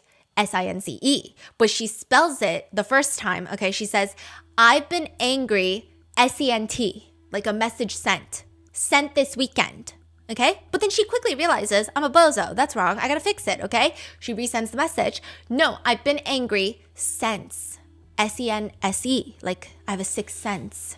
Since this weekend. S-I-N-C-E never stood a chance. Ironically, right after that, she complains, and now I'm having cramps and I just really don't feel good. Like I just go to school and sit there. Like my English teacher is fat and gross. Do you think I want to learn from her if she can't even explain things right? I have to take a biology test. Other than that, I have 2 maths and I'm going to pay someone to do them. Then, she says then, not that. The amount of spelling errors, like, I couldn't even. They don't have auto correct? No, I don't think so. Yeah, they should. I do not do math. Honestly, I just don't do school. Whoever invented school's a piece of shit. A piece of shit who probably knew the difference between since, sent, and sense, but sure, a piece of shit, okay? He tries to comfort her and tells her that people need some form of education. For a little while, it seems like things are getting better. They're going to spend Easter together. Dom is running late because, quote, babe, I'm sorry, my mom had me find my Easter basket. Which just feels like very young teenage love moments. Dom offers to buy chairs and stuff for his house outside so Mackenzie can tan in the summer, which she very much likes to do. He says, which apparently she's been doing in prison. She'll like tan in the yard with oil. He says he started spraying home defense around his house so the bees will go away and he's going to come over after that, which he mentions he can try to make some food for her. So like, do you see the progression in 2020? He's very like, whatever, let's take a break. I want space. In 2021, he is like, what do you need? What do you need? I'll do it. Whatever you need. He mentions he can... But we don't really know what happened. It's just like a progression. It's a progression. And if I really had to speculate, we were talking about this while we were reading through the messages because we thought it was interesting. It does feel like there is some level of isolation that happens. And like he does seem like he's mentally in a very low spot. And it could be that she has made him, whether it was intentional or not, very dependent on her love and affection, as which is something that is commonly done, like just a lot of isolation in the beginning of like, why are you hanging out with your friends? Don't hang out with your friends, only spend time with me. He doesn't really hang out with a lot of people anymore. No, she gets mad when he spends Mother's Day with his mom. Like yeah, it's like, what could she say about that? Just like, well, I'm not spending Mother's Day with my mom. So he tries to make food for her and, you know, she was complaining about the steak that she had at home was gross and, you know, too fatty and her parents cooked it wrong and the sauce was wrong. And Dom starts asking Mackenzie to FaceTime, which usually it's the other way around. He's texting her, I'm so in love with you, babe. Mackenzie responds, I love you to death, babe. I'm so excited for summer so I can be with you every day. I fucking hate school. You always make me so happy, babe. I love you, Kenzie. But then they start bickering again because Dom doesn't answer while he's showering and Mackenzie says she thought he got kidnapped. Then Dom has a moment where he's in his feels about his life and he tells her, like, I'm honestly jealous you get everything. When I was a kid, I would just sit in my room and cry alone. He talks about his childhood and, of course, Mackenzie, who cannot imagine that people outside of her own being have complicated lives and feelings and past. She says, babe, why are you doing this to me? Talking about his childhood? Yeah, like, I'm at school. Like, do you want me to just go cry in the bathroom? Dom says, because, like, I deal with everything with you and it just makes me feel so shitty. Like, every problem you got, everything, I'm there for you. And it's just stressful. I never had no one there for me. I'm sorry, babe. I don't trust anyone but you. I'll just keep everything to myself then. I'm already crying now. Please leave me alone so I can just go back into my classroom. No, you can't. You won't keep everything to yourself. And secondly, what an odd thing to say. Dom opens up more about his childhood trauma and the ever-caring, giant-hearted Mackenzie Shavilla responds, I know, babe, I'm sorry. And obviously I feel bad for you. Like I'm begging you to stop and you just keep going. You told me you wouldn't give me any anxiety at Polaris and all you've been doing this whole time is giving me anxiety. I'm sorry. It's just I have problems too. Dom brings up, you're never nice to me lately, babe. Which Mackenzie responds, babe, I've been depressed as fuck for weeks and my house fucking sucks. Anytime I go anywhere near my mom, she starts an argument with me. How do you fucking expect me to feel? Okay, well, you're saying how do you expect you to feel with your mom? How do you expect me to feel with you? You're just passing the torch of stress. What are you trying to get out of this conversation? How many times do I have to tell you I'm struggling? Like, are you trying to make me cry? Like, what are you trying to do? What is your point of this conversation? I've asked like 8 times to not give me anxiety and clearly you're not understanding. She says if she would have known that he was going to do all of this, she would have just stayed home. To which he says, I didn't know I was going to text you either. Well, babe, you promised you wouldn't give me anxiety, and I'm already been in my 3rd panic attack. Like, I've already cried twice since being here. And you could have just texted me nicely and not in a way that would make me panic. Eventually, Mackenzie tells Dom, babe, I'm trying to make friends so you're not the only person I talk to. He reminds her, I'm your boyfriend, not both of your parents combined. Which, I mean, maybe her parents need to be more involved in her life, because she texts Dom wondering whether or not, because, Mackenzie is asking whether or not she should smoke before her driver's license test. Gaslighting also becomes a new term that's heavily adopted in 2021 that Mackenzie just starts throwing out. She's flipping it around, swinging it around. She accuses Dom of gaslighting her. He says, describe gaslighting to me. Look it up, G. He's like, how am I doing that? I think you do that to me. And so she sends a little snippet of what gaslighting is. It's like a type of emotional abuse where the bully or abuser makes their target question their judgments and reality. Ultimately, the victim of gaslighting starts to wonder if they're going crazy. And she's like, yeah, you def do that to me. And then Dom accuses her of being a narcissist. This is going to come back up again. There's going to be a whole discussion on narcissism, and it's going to get really crazy, okay? But for the time being, Mackenzie very quickly changes the topic. It's very interesting that she's like, you know what? I'm over this topic. And she says, thanks for arguing with me all day over nothing. Are you going to keep punishing me, or can I get some bud and dabs? Mackenzie gets upset that Dom hung up on her in the middle of a phone call, but he tells her that he only did that because she was yelling at him, and he's not going to respond when she's yelling at him. She does not think that that is an appropriate response from him. Mackenzie also rants about her family, frequently telling him, nobody in this house knows how to go take a shit in the bathroom that nobody uses, and people just close the door and let the smell soak in and don't even let it air out. Ew, do y'all got a fan? And that is my fault somehow. I'm sorry I'm never the one who stank. It's disgusting. They do continue to get into their never-ending carousel of fights over the same things. Mackenzie starts getting more controlling, demanding things like, if I can't come tonight, the party is not happening. They go out to hang out, and Mackenzie texts Dom, watch the fat Asian. She really hates Asians, and they really hate Black people. Yeah. They're just racist. Okay, but she's fucking hates Asians. It's just repeated too, okay? Watch the fat Asian. He says, I am. She's gonna steal something or try to fight someone, we will retaliate. She ain't doing nothing right now. Who is she talking about? Some fat Asian that's out and about. Where? I don't know. God forbid we live our lives, okay? Oh, just a passerby? Yeah. She's she's going to steal something or try to fight someone, and we're going to retaliate. And he's like, she ain't doing nothing right now. He's like, when are you going to be back? I'm trying to piss. In another fight, she says, and if a bitch talk to you one more time, I will literally slice her throat. So there's that.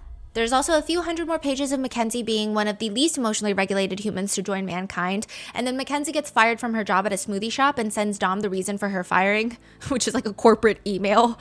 And a customer left a corporate email that says, hi, I just want to start out this message stating that I visit often mostly the Medina store. Great experience there. I was in Strongsville doing some shopping, so I stopped in to Pulp to get a smoothie. The girl making my smoothie had very long fingernails. She works at a smoothie shop, right? Called Pulp? Yeah, Pulp. And so she's like, the girl making my smoothie had really long fingernails. Not okay to having good service. And literally her butt was showing from her shorts. She kept pulling at her shorts because they were so short while making my smoothie. I couldn't even drink it thinking of all the things that were, on her hands and under her long fake fingernails. I'm not one to complain, but that was absolutely repulsive. As she was making my smoothie, she kept adding water and pineapple juice to thin it out, which is not what the Medina store does. I'm never going to go back to this Pulp, and I've told many family and friends to stay away from the unsanitary conditions. Then Mackenzie complains that Dom's mom clearly doesn't like Mackenzie because Mackenzie wasn't invited to Dom's family vacation. Mackenzie accuses the whole situation of being so, quote, fucking disrespectful. She just lets words come out of her mouth. Not everything that makes you feel something is an attack or disrespectful or whatever label you want to slap on it. It's so weird. It's a family vacation. You're not family. Yeah. Near the end of 2021, Dom is doing even more to accommodate Mackenzie than ever before. He's showing a lot of concern for Mackenzie. He says, I'm worried about you. I love you. I don't want Hannah bothering us. Mackenzie's always worried about this girl named Hannah, okay? I don't know. Hannah lives rent-free in Mackenzie's thoughts. She's always Hannah the one that Dom previously... Not her friend, but Dom did have interactions with Hannah before, yes. But is Hannah in the picture or no? No. Okay, so she's just bringing up very old... All the time. Anytime they get into a fight, she's like, why don't you go fuck Hannah then? I want you to eat Like, you're going to make me cry, babe. I want you to be okay. Like, you just have to start pounding food 5 times a day like it's your job. I'll pay you $20 for every full meal you eat. In a month, you'll have a Louis bag. He offers to take her to a good waffle spot, or he can come over and make her breakfast in bed. Mackenzie repays his kindness with threats. When he doesn't text her back within 40 minutes, she texts, "Did you just leave? Because if you did, like, literally never come back." Mackenzie gets upset when he doesn't drive her to school, which, side note, the year before Dom and Davion are killed, Dom and Mackenzie are planning out their Halloween costumes. Like, remember how Mackenzie and her mom were like, oh, she only dressed up as Playboy Cardi because Dom loves Playboy Cardi. Mm-hmm. Meanwhile, the year before, Dom offered Mackenzie to be a Disney princess and he wanted to be Shrek. So it's just like like, he just seemed like that was such a young costume. And then Mackenzie goes on to rant about her family, saying, like, everyone in that house, unreliable AF and lazy and disgusting slobs. Shit's tough, but at least they love you, babe. That's where I get my shitty driving from. Too bad for them because I don't fuck with them. Like, she's ass. Mackenzie, I don't know if she's referring to her mom. It seems like she's referring to her mom, but everyone's an ass in Mackenzie's book. She continues to demand Dom drop everything to help her at the smallest inconvenience. She says, when you fucking send me text messages like that, it literally makes me want to dump your pathetic ass right now. Because he's like, no, I can't do something for you. She threatens to stab his friends since they take up too much of his time, apparently. She loves to call Dom dumb, which is really rich coming from someone who doesn't know the difference between since, sent, and sense. It's not even excusable. It's not even like there, okay? And 2021 marks the era where Mackenzie is the one threatening to break up with Dom all the time. And near the end of 2021, a year before Dom's death, Dom seems like slightly more open to it. So most of 2021, he's like fighting back of like, okay, like, I'll apologize, but like, you're being crazy. Like, you're just not being nice. And then near the end, he starts responding to her threats simply with, I'm not afraid of any of that. You can't treat me like shit, then threaten to break up with me. I'm cool on all that. It's actually really toxic. Mackenzie responds, and I actually really don't care, so get your priorities straight or break will happen. Because I'm not scared either. Fair enough. I know you didn't just say that, so I'm going to give you a fucking chance to fix that reply. She doesn't ever actually want to break up with him. Instead, she wants to go to his house with a bat and mess up whoever is there. There is nobody there, to which she responds, oh, so then I'll just be whooping your ass. She threatens him with a break, which he agrees might not be a bad idea so they can both cool off and not fight as often. And she says, you have 5 seconds to answer the door. I'm breaking a window. She starts her infamous countdowns. 5, 4, 3, 2, 1. So that's her, is that like the first time? Yeah, one of the first times. Wow. And then just every day. Every day, nonstop. She says that she threw Five Guys, like the the burger joint, out the window into his flower beds. Just like threw trash in his. So she's like doing. She's going crazy, yeah. She's not just verbal and texting. She states that her sister is a fucking weirdo. She says, quote, like she doesn't know when it's okay to talk. She's literally autistic. Hopefully she gets tested soon. Dawn's sister? No, Mackenzie's own sister. Oh, Mackenzie calling her own sister? Yeah. Dom is confused and says, for what? Autism? Yeah. Like, she just be interrupting. Like, shut your slow ass up. Like, I thought she would grow out of it by now. Freshman year is when I stopped being fucking weird. She complains that now she's stuck in a car with 3 idiots and her grandma. I'm not really sure who the 3 idiots are, but I feel like she's got to be included in that count, right? Remember how I said her favorite outfit to wear to school is pulling up her undie strings on the side so it looks like she has a massive wedgie walking around? Yeah, well, she needs to find her green undies to do that with, and she starts freaking out when she can't find her green undies. And Dom is just going to be the target of her frustrations. Dom asks if she wants Chick-fil-A nuggets mid-fight, okay, and fries, which she gets really upset about because she's like, it's so not cool. You didn't ask me if I wanted food. And he's confused. He's like, I just asked you, like, do you want nuggets and fries? Like, it's right here. Like, come eat it. And they bicker a little before she comes to eat the nuggets and fries. But she's just upset because he didn't ask her so that she could choose what she wanted at Chick-fil-A. This is also the same girl that shames everyone for eating McDonald's. Mackenzie has zero ability to think about anyone else but herself. She doesn't eat McDonald's, and what does she say? Yeah, she like thinks McDonald's is gross, and she tells her parents McDonald's isn't even real food. And then remember her friend famously said in the Netflix documentary, like, she would never hurt herself. She wouldn't even eat a McChicken. And I We all wanted to just go back to bed after that. Like, what? Mackenzie has zero ability to think about anyone else but herself. If she's tired, Dom has to understand. If he's tired and he can't do what she wants, she gets mad, like irrationally angry. Also, after pouring through thousands and thousands of pages, it is frustrating that she is just always talking in such a condescending tone. I'll give you a chance to fix that. And it's just like Dom setting boundaries. She wants to throw a party in Dom's basement, but she wants him to clean it up. And she refuses to help. She just wants it done. She says, oh my fucking God, if we don't have this party on Friday, I'm seriously going to freak the fuck out, I'm telling you now. Then she freaks out on him saying, I don't know why the fuck I have to tell you to stop replying to me, R-worded. That sentence doesn't even make sense, okay? She just like really wants to use these slurs. Like, it's making me want to fucking end the relationship. You better fix the reply. Like, we're gonna just keep going in a fucking circle until you learn. She starts her countdown of doom, 5, 4, 3, 2, 1. Near the end of 2021, Mackenzie tells Dom that she needs to call CPS on her family. Like, dead ass. Serious? I'm so done. This family needs fucking help. Like, no wonder I'm addicted to weed. Anytime I try to stop, they come near me. He tries to comfort her. She snaps at him. Literally, just don't hit me up. You unhelpful too, AF. Then Mackenzie asks Dom for his taser. She clearly wants to use it on someone and not just for safekeeping in case something happens in a parking lot. To which he's like, whoa, let's what? He doesn't want her to get in trouble, but she says, okay, pussy AF. I'm just trying to help. Can't imagine being scared of a fat bitch. Because I guess she wanted to tase someone who she categorizes as a fat bitch. She's also just kind of absurd. She wants Dom to get another girl's number so that he can text that girl to leave him alone. Then they get into another fight where she basically tells him to make up his mind about breaking up or not, and she can't go to school until he decides. He says he's not breaking up with her. She says she's probably not going to go to school anyway. Then they talk about going to a Playboi Carti concert, which Mackenzie says, well, Travis Scott was in Houston, but I'm scared. I don't know what she's scared about, okay?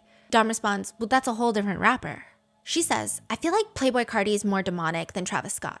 Which, why did you dress up as Playboi Carti then for Halloween? He says, I mean, I wouldn't be surprised if Carti was on some Satan shit too, demonic. No, he definitely is. Like, we can go. I'm just scared. They end up buying tickets. Dom doesn't text back for 11 minutes, and Mackenzie starts a fight. Do you have 5 minutes to answer? We have issues. He responds and states that he was in the shower, and then she threatens to break up with him because his responses are dry, and there's a whole argument, multiple pages long, where she wants him to respond while he's in the shower too. Like, she doesn't get why he can't just like respond while he's in the shower. Anyway, she also proudly tells Dom that she followed another driver home to, quote, scare them. Mackenzie starts screenshotting girls' Instagram. That's crazy. Yeah. That's freaking crazy. Yeah. And she thought it was funny. So, like, she's already doing things in the car to scare people. Right. Which I think is kind of weird. And, like, maybe I'm just drawing weird connections, but it's weird. Mackenzie starts screenshotting girls' Instagram accounts and sending it to Dom, telling him to unfollow them. She says, don't be a fucking creep. If you want to have girls, then be single, but you're in a 3-year relationship, so figure it the fuck out. I can literally see when you started following bitches. It's weird as fuck. Dom fights back. You got it wrong. Look, if I don't know them, I'll unfollow them. But if I went to school with them my whole life, I'm not unfollowing them. Cool? The fact that you're trying to still follow them is sus. But she spells sus sauces. So I don't know if they have autocorrect or not. I'm so confused. She says, fuck, like that's how I know I still shouldn't trust you. She says, if you do not fucking start agreeing with me, there's going to be a fucking problem. Not sure why you're not understanding this. And this is why I go through your fucking phone and go through your followers because you're untrustworthy as fuck. She says, on trustworthy. Then remember the chocolate croissant debacle? Remember she like told her dad to go to Starbucks and get a chocolate croissant. And then he's like, I'm running errands. I'll get it later. And then he's like, why the fuck would you do? And then she's like, I swear to God, if there's not a chocolate croissant because they sold out, I'm going to flip out. Like she's going off on her dad. Yeah. There are multiple chocolate croissant fights with Dom as well. Mackenzie asks Dom for a croissant. He says it'll take him 50 minutes. Like he tells her in advance, like I'm out, I'm running errands. It's going to take me 50 minutes. She's annoyed and she says, then my dad will probably be back by then. She also calls her dad the R slur for not coming back with her chocolate croissant. She's freaking out on Dom and he tells her, you have anger issues, babe. Mackenzie proves his point by saying, like, please fix your energy. Like, what is wrong with you? Like, you really gonna need to start understanding that there's only one fucking side and it's mine and there's nothing else you need to understand. She keeps snapping at him and he's telling her, like, just explaining what's going on, right? And then all of a sudden, she switches the conversation and she's like, I'm gonna make a beauty room when I move in with you. So she's like, when I move into your house, Dom, I'm making a beauty room. And she's like trying to like even I was trying to understand her shitty ass descriptions. Like, she's like, I'm going to put this here, this there. And it's like, I don't know where anything is. She's not very great at communicating or even dictating her thoughts in a way that makes you understand. So he's like, oh, okay. So put your vanity in the closet. She's like, are you okay? He's like, so hostile. You have anger issues, babe. Do you want to just break up or something? Like, if you're not going to be there for me when I'm angry, I'm not okay, and you're just going to talk to me like, I don't want this. You can either be there for me 100% of the time, or you can break up with me right now because I'm not doing this. This fight is genuinely so insane. I can't even describe what just happened. Then a couple hours later, she's asking for Starbucks, and he's like, what? And he's like, you were just so mean. Like, now you want me to go get you Starbucks? That's the type of reply I'm talking about. Don't fucking text me. Like, it's literally just me against the world, I guess. Kenzie, you have anger problems. Understand that, please. I know. I don't care. You can make it better within a year with simple methods, I swear. Like, why would you want to fight with me and your family all the time? I don't like any of them, and I'm really starting to get annoyed with you too. Christmas Eve of 2021, Mackenzie goes on to catch an attitude. I mean, she's already caught it. It's like a lifelong disease. She'll honestly catch an attitude if the wind changes direction, like, holy cow. Mackenzie asked Dom to make edibles to give to her dad for Christmas. That's wild. She says, can you make the edibles for him or just give him some? Because I'm not trying to do that. I for real can't. So you want me to just do everything and say it's from you? Yes, both me and you, question mark, question mark. Okay, Dom, then I'ma just not get him anything. You literally said you were already going to do that, so I don't know why it's so hard for you to just write my name on it, question mark, dot, dot, dot, dot, dot, dot, dot. And she just like sends a full paragraph of periods, shaking my fucking head. They get into another fight, and Dom tells Mackenzie, you have some soul searching to do, babe. Reflect on how you treat people who love you the most. Then she asks him to pick up food for her and bring it to her, which he says, I'm like running errands. I'm not even in the area. So I will DoorDash it to you. I'll pay. And like a DoorDasher will deliver it to your house. It's quicker that way. She didn't like it. She says, fix your fucking priorities before you try to talk to me again. I'm a motherfucking goddess and I don't deserve to be treated like this. You treat me like a motherfucking princess I am, like I don't even care. Why is she mad? Because on DoorDash, you can't add extra lettuce on the Chipotle bowl. So she wants him to go get it? Yeah. But he's like, okay, but I'm explaining to you, it's going to be quicker if I DoorDash it. But she's like, no, I need it to be quicker and I need you to get it. Like, it's a whole thing. The start of 2021, I noticed that Mackenzie stops using Beb anymore.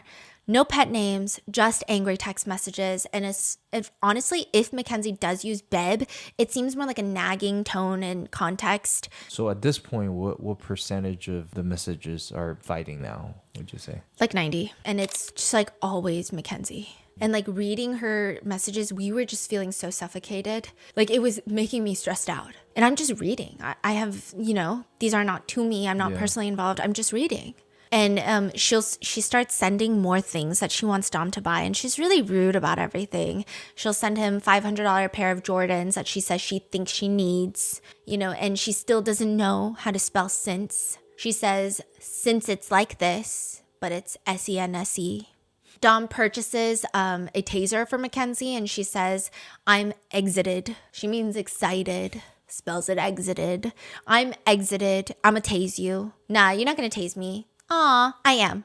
Sometimes Dom will just wake up to text messages that read, I want to go to Beechwood Mall today. Literally wake up. What the fuck? Are you still sleeping? Like, is this a joke? Like, I'm mad. What the fuck? Question mark, dot, dot, dot, dot, dot. There's still a lot of fights revolving around cheating. Mackenzie asked Dom about a rumor. She says, she's telling Kendra you tried to fuck her. You fucking with fat bitches? I'm gonna need to see the messages between y'all for real. I'm sus right now. Brett, Kenzie, I would never fuck that bitch. Chill, she's texting me that now. The text better still be on your phone when I'm there. She starts freaking out on him and he says she's being insecure, to which she responds, I'm not insecure, LMAO. They're fighting nearly every single day, cussing each other out every single day, about to break up every single day. Just reading the messages feels so exhausting. I can't imagine being part of this emotional volatility and turmoil that is this relationship. Dom continues to try and break up with Mackenzie. So 2021, he stops trying to break up with her and he's really struggling with his mental health. 2022, he's kind of like, hey, I'm trying to get my shit together actually. And I don't think you're helping my life. He tries to break up with her and states that she's not really a nice person to him at all. So he doesn't really see the point. They're not making each other better people. And he just doesn't really like this. He says, quote, it doesn't even feel like you care about me anymore. It just feels like you want me to do shit for you. Mackenzie refuses to break up with Dom, but threatens to break up with him. And her insults start escalating. She's constantly calling him slow, threatening him, quote, "I'd watch your mouth or you will be single, and I'm deadass serious, like this is your last chance." Dom's mother is hospitalized, and Dom tells Mackenzie she has holes in her intestines. "Babe, I'm gonna freak out if something happens to my mom. I don't think I can live." He expresses extreme distress, saying, "I think she'll be okay, but she hasn't been able to work, and if she can't work, she's fucked because she has to support everyone. I'm really worried." Mackenzie cares for all of about 0.2 seconds. And then she starts whining about other things. So Dom is trying to tell her that he's under a lot of pressure because he needs to help with the bills since his mom needs time to recover. And he's upset that Mackenzie is being so insensitive. He says, "Kenzie, you called me on the phone trying to get me to go to Florida this weekend. My mom is in the hospital right now and I don't even know what's going on.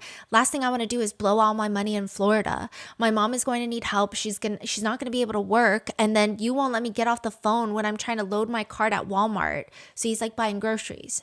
Mackenzie ignores what he just says and responds, "I think I'm gonna need to go to New York this weekend. Like, my stress is out through the roof and most of it is because of you." That honestly sounds like it's your fault because I'm really just not doing anything.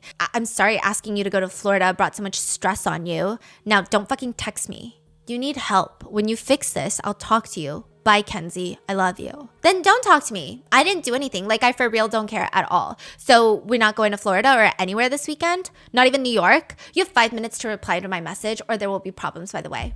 1 minute. You have to fix this.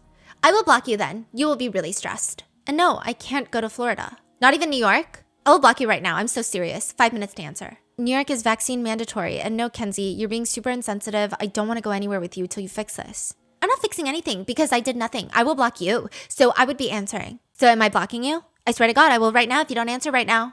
Dom actually sends one of the longest messages I've ever seen him text to Kenzie. He says, "Let me tell you my point of view. I'm rushing through Walmart, didn't grab a cart, just grabbing things in my arms. So I get to the line and I didn't even put my stuff down yet. And you start texting me and then you start calling me, telling me you want to go to Florida. And that's a big decision for me because I'd assume I'd be paying for everything and to book flights in a day, we'd probably pay $1,000 for a ticket as opposed to like $200-300. So I just wanted to get off the phone so I can at least think and check out. And for real, meanwhile, I'm stressed about, more than ever about money because I have to support myself. And now I'm going to have to support my mom because I'm not going to let her work until she's dead. So I'm kind of in a pickle. And the last thing I'm thinking about is blowing racks on a vacation and not even getting a good deal. And then on top of that, all you do is get mad at me and start arguing with me when my arms are full of shit in the Walmart line. So you can see how that can be frustrating. Then you say you're going to block me. Yeah, I was pretty fed up and I still am. Bruh, I just asked when and you got mad. You were ignoring me, so I blocked. You didn't seem to care. You didn't seem to care how I felt. Why would I ask you if I don't care? When I told you how you were being insensitive, you didn't even answer. So when you wanted to block me, I was like, all right, fuck it then. She doesn't even care then. The fight resolves and Mackenzie tells Dom that she stole a $90 hoodie from PacSun. They get into another fight and Mackenzie threatens to call the police to his house. All the while, Dom is asking Mackenzie to help him understand what he did wrong so he can understand her and apologize, and she doesn't care. She says, "I would start typing right now. You're not realizing you're actually going to be single." She starts using a strike system and telling him that he's using up all his strikes, and when he doesn't respond the way she wants to him in fights, Mackenzie tells him, "As long as you treat me good, support what I do, be there for me whenever I need, make me a stay-at-home wife and spoil me, I can be the perfect girlfriend, but until then, I'm a match your energy." While all of this is happening, Mackenzie explains that she doesn't feel good. "I just want to die. Nothing is going to help. Maybe close a little bit. Right now, there's nothing to live for. Or like maybe going to prom with you. But I'm not even going to get a cute dress." He reassures her that life has a plan for her and that prom will be super fun and they can get a cabin and party all weekend. And then immediately after, Mackenzie starts asking him to take her to Philadelphia where there's a whole street of designer prom dresses. So like this whole thing feels very manipulative in like a 5-year-old way. It's almost unbelievable in a sense. She's like, "I just feel sad. Nothing in life will ever make me happy. Maybe clothes. I guess maybe going to prom. But I can't even get the dress that I want. We should go to Philadelphia. There's a street where they have designer prom." It's like literally like that. It was crazy. All the while, Dom is explaining that his mom could be sick for months. She comforts him saying, "You can cry on me." Then very quickly, she's back to, "I'm mad at you for real. The gloves sold out." I guess she wanted him to purchase a specific type of gloves for prom. They're sold out now. Dom explains that his mom is sick and has been bedridden for the past week and really can only eat ice chips and can't really eat anything else. Mackenzie just cares that Dom is texting her dry and without effort. Dom tells her, the fact that you're being like this with all that I got going on is so heartless. I don't know how to feel about anything right now. Babe, you don't know how I felt lately. Please just cut me some slack for a bit. Mackenzie responds, just because you feel like shit doesn't mean you have to be dry and give no effort to me and like be a fucking dick. She sends him links to clothes. On sale, I need it, only 4 extra smalls left. Then she demands he call the restaurant she likes and make a reservation for 3.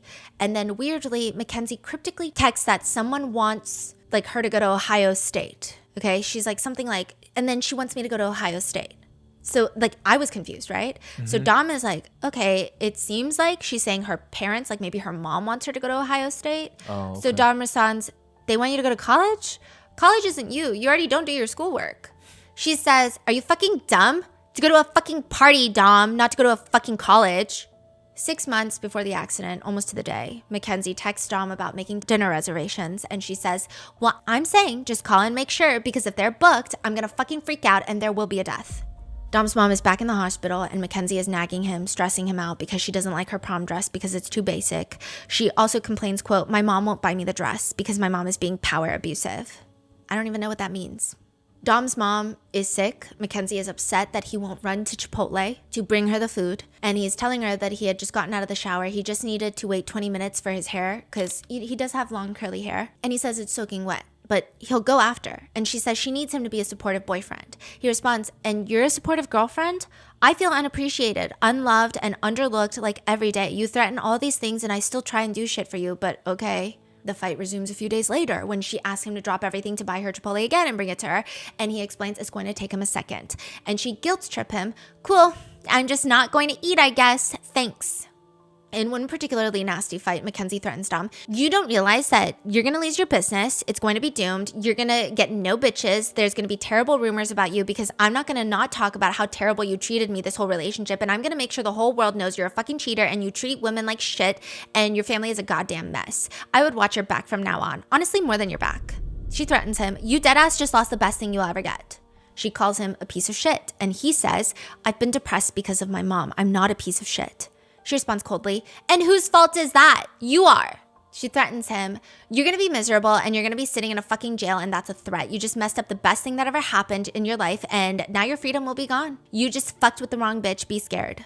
The fight blows over and Mackenzie asks Dom if they can get someone jumped, but nothing comes of that, thankfully. By February of 2022, this is like when we notice another big shift in the relationship. Dom stands up quite a bit more to Mackenzie's threats. She picks a fight over nothing again, and he tells her, Kenzie, you break up with me this time, we're done. I care about you, but I'm not doing this breakup shit.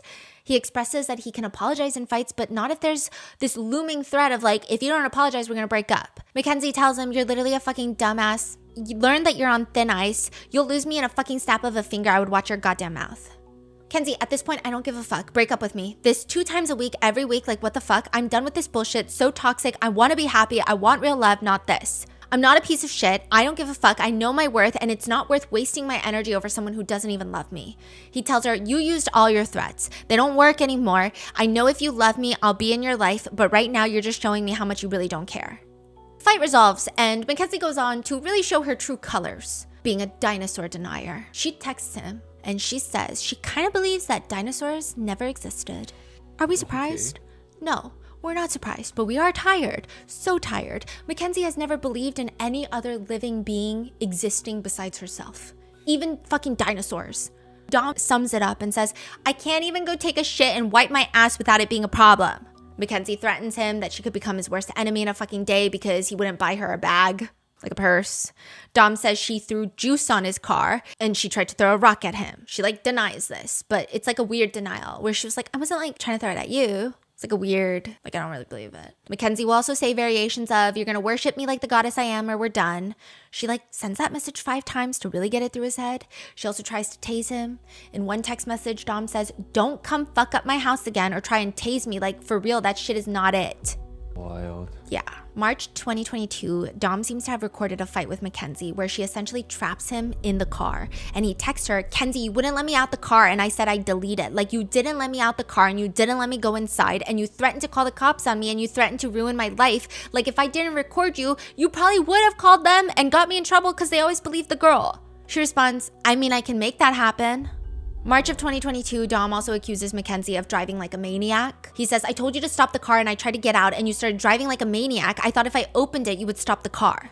In another fight, this is all a few months before Dom's death, Mackenzie texts him, good, I hope you die in the fucking accident, you fucking pussy. You were the most disgusting little pussy ever, and the fact that I was even trying to make it work like this with you all day, wasting my fucking energy on your fucking broke pussy ass, I should send your ass to fucking prison. You are a fucking pussy and you deserve everything coming your way. I would watch your back. You deserve all the karma that's coming your way, and you're about to get fucked with karma. Like, this is actually crazy. Okay, I'm assuming like nothing happened. Well, so Mackenzie was going on and liking a bunch of like guys' pictures. So he went and like storied hanging out with a girl. Again, doesn't warrant this kind of, I don't know what this emotional state is. And then later, Mackenzie tells Dom to just tell her his deepest thoughts. She rationalizes, I tell you that I will kill people all the time. What? Yeah, she's like, you should tell me your deepest, darkest thoughts. Like, I tell you all the time that I'll kill people. I tell you that I will kill people all the time. I would rather you be open with me rather than push things under the rug and, keep it in, because that's when it gets bad. I've been in therapy my whole life. If anything, I can help you and make you feel better. You do not scare me. I don't think that's a normal thought that people have, right? Yeah. Other messages, Mackenzie is just confused. She says, like, why the fuck do I have to beg you to spoil me? You should want to buy me nice things. It's honestly disgusting. Then he concedes and buys her whatever she was nagging him about, and she quickly says, I love you, Nug. She also rants to Dom about a girl who went off on her about being broke, who's, remember that? The girl was like, it's not even your money, and you like make fun of broke. And she says, she's just mad that you spoil me and treat me like a trophy wife, that I deserve to be treated. And she's just going to be really mad when she's shopping at Mark's and I'm on a magazine. And then she's going to be mad as fuck for seeing me on a magazine. And she's going to open Instagram and see me on her Instagram too. And then when she closes Instagram, she's going to open TikTok, and I'm going to be the first person to pop up on her For You page with 1 million likes. At that point, she's going to turn off her phone and be done with life. Are you 5? What is this weird fantasy land? April of 2022, Dom starts calling Mackenzie a narcissist. He says, would you ever consider yourself, and this is what's crazy about this conversation, okay? He doesn't call her a narcissist in a fight. It's almost like curious. Yeah. He says, would you ever consider yourself to be a narcissist? I think you've become a narcissist. And I'm being serious. I'm not trying to be mean.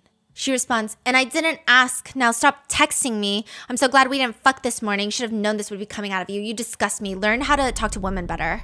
That's what a narcissist would say. Kenzie, you're literally a narcissist. And you're literally bipolar, so what's your point? Are you going to acknowledge it or try to change it all? You literally just keep saying what a narcissist would say. Then break up with me now because I don't have time for your mental illness. Kenzie, you're a narcissist and you don't realize it. Just because I think I'm a fucking god doesn't mean I'm a narcissist. Now stop texting me. You're getting blocked if you send me one more message that I don't like. Just because I think I'm God? Yeah, which is actually, I don't even think narcissists would say that. That's crazy. Like you'd have to be a really crazy narcissist to say that. Yeah. They say a narcissist won't acknowledge that they're a narcissist. And they say that they think that they're gods and expect special treatment. And they say they never say sorry. The whole I'm going to break up with you, manipulative. Lack of empathy, definitely. You never say sorry to me ever. And your need for admiration, obviously you have that. You want to be famous and a model and all the attention and all of that. Checked every single box, babe. That's a wild. Yeah. Wow. LOL, you're disgusting. Break up with me, pig. Every girl wants to be famous. You're disgusting. Even if you're not totally a narcissist, you're showing a lot of narcissistic behavior. I don't like your weird attitude right now. And you're showing extreme signs of future abuse. Everybody has shit that they have to deal with. I'm obviously not a narcissist. And if that's how you truly feel about me, then why do I want to be with somebody who looks at me that way? I plan to clean up trash on the highway and I love animals and I defend all your friends. I don't need you telling me how I am or how I feel on the inside. I'm more conscious than any of those people. I'm more self-aware than any of these people. I'm more self-aware than you. I see everything and I know everything. I don't need you telling me what's going on. Is this all really because I didn't care that you hit your head on the door after you left my door open in the rain? That's a narcissist. Yeah, that was comment. Crazy. I know everything. I see everything. I do everything. I'm also randomly I plan to pick up trash on the highway. I was really thrown off by that. I plan to pick up. Yeah, she's like, I fucking love animals. And she said your future abuse behavior. What is going on? Literally, what a narcissist would say again. Again, you just keep doing it. Yeah. Again, you just keep doing it over and over again. Maybe you should look up what a narcissist means. I read a book on it. I know exactly what they are. Kenzie, I'm just considering this now and telling you how you show a lot of narcissistic behavior, and I don't want you to become one, and you should work on some habits. I love you. I'm not trying to say anything bad about you. Mackenzie argues back. I literally showed my mom this conversation, and she's saying the only thing I need to work on is my level of compassion. That does not make me a fucking narcissist. Now stop texting me because we have problems. Somebody who loves me would never talk to me this way. You have many things that you need to work on too. Maybe we can support each other and help each other grow without being disrespectful and trying to hurt me. She showed this to the mom? Yeah. And the fact that her mom was like, you're not a narcissist is crazy. I'm not being disrespectful. I'm just telling you, you're a narcissist. I literally read a book on it. You want to read it too? The conversation resolves and Dom points out that he's worried about her driving, and Mackenzie texts him, maybe you could have said it nicely instead of telling me I'm an accident waiting to happen, telling me I'm bad at driving and that I'm a bitch. April 2022, Dom starts really putting his foot down, demanding an apology when Mackenzie is out of line. He asks nicely compared to how she usually demands one, but even then, she starts throwing temper tantrums, texting him 10 times, you are not getting a fucking apology. You're not getting a fucking apology. Are you getting it now? Are you getting it now? Are you getting it now? Dom starts psychoanalyzing her a bit, saying, you just have no sympathy or empathy for me for some very, very, very odd reason. You're not getting an apology. Do you have remorse for anyone? You're not getting an apology, so that's what's going to happen. This is your last chance because I'm going to block you. Okay, Mackenzie. It just feels like he's starting to see her, and I think she's not enjoying that. Yeah. She starts going off, threatening him and saying this is his last chance, to which he says, well, I'm making dinner and I'm just waiting to see if you have some type of remorse for human life. Then later, they get into a fight because Dom didn't want to buy something for Mackenzie, and her argument is obviously very clearly sound of mind. You know, she argues, then stop buying stuff for me if you have such a problem with spending money. He texts her, I'm not doing this. You're not going to demand money from me and then get mad. Like, what the fuck? You should apologize. I asked if you could pay for my town hall. I didn't demand money. If you're that worried about your pocket, you shouldn't have given me money. So like the whole fight, okay, this is what I deciphered, and I had to read it like a trillion times because I'm like, wait, this can't be real. He gave her money, but it wasn't enough to cover the things that she wanted. So she's upset. And she said, you shouldn't have even given me money in the first place. She says, I can just start asking my mom for money. Like, I guess what the fuck is wrong with you? Yeah, I gave you $25 and then you got mad and wanted more. Like, what the fuck? Yes, you're right, because I told you what I was getting and it cost more than $25. Like, I gave you money and you got mad? I've never heard of that, ever. I don't know what's up with you lately, but you're honestly digging yourself in a hole. No, you are. Then clearly the not narcissist, you know, because she loves animals, Mackenzie gets super mad at Dom for not responding quickly, and he informs her that his dog just got injured. His dog actually ends up dying, but that he, his mom, and his brother Angelo were helping their family pet. And Dom is explaining that his dog is in pain, can't even walk. He's peeing himself. And like, it's been 5 minutes that he didn't text back because he was helping his dog. Mackenzie ignores all of this and says, so you're not coming? This is the type of shit I'm talking about. At least have some compassion for Nico. He's a helpless animal. I have compassion for Nico. I'm saying he just doesn't need 3 people to be helping him right now. I don't need to be kissing ass to feel bad. In another argument, she explains if she had a life or death situation where she has to call her boyfriend and he doesn't pick up, she would die. She would literally die because he never picks up.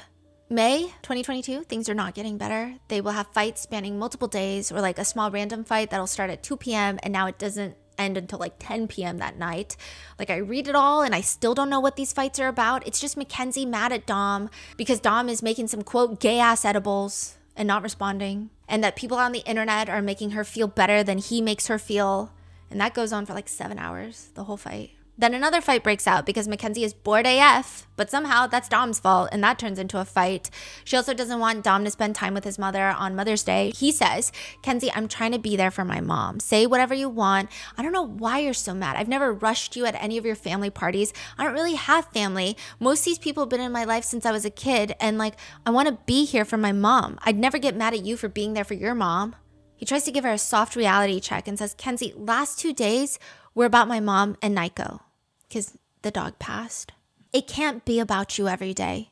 I don't even make it about me, ever. The only thing I get to do that I want to do is work, read, and work out sometimes. Shoot the basketball, you know? I make everything about you, like what you eat, what you want for dinner. Like 99 out of 100 times, we do what you want to do every single day. 99 out of 100 times, but the one time out of 100 times that I need to do something tragic happens. Like, it can be about someone else.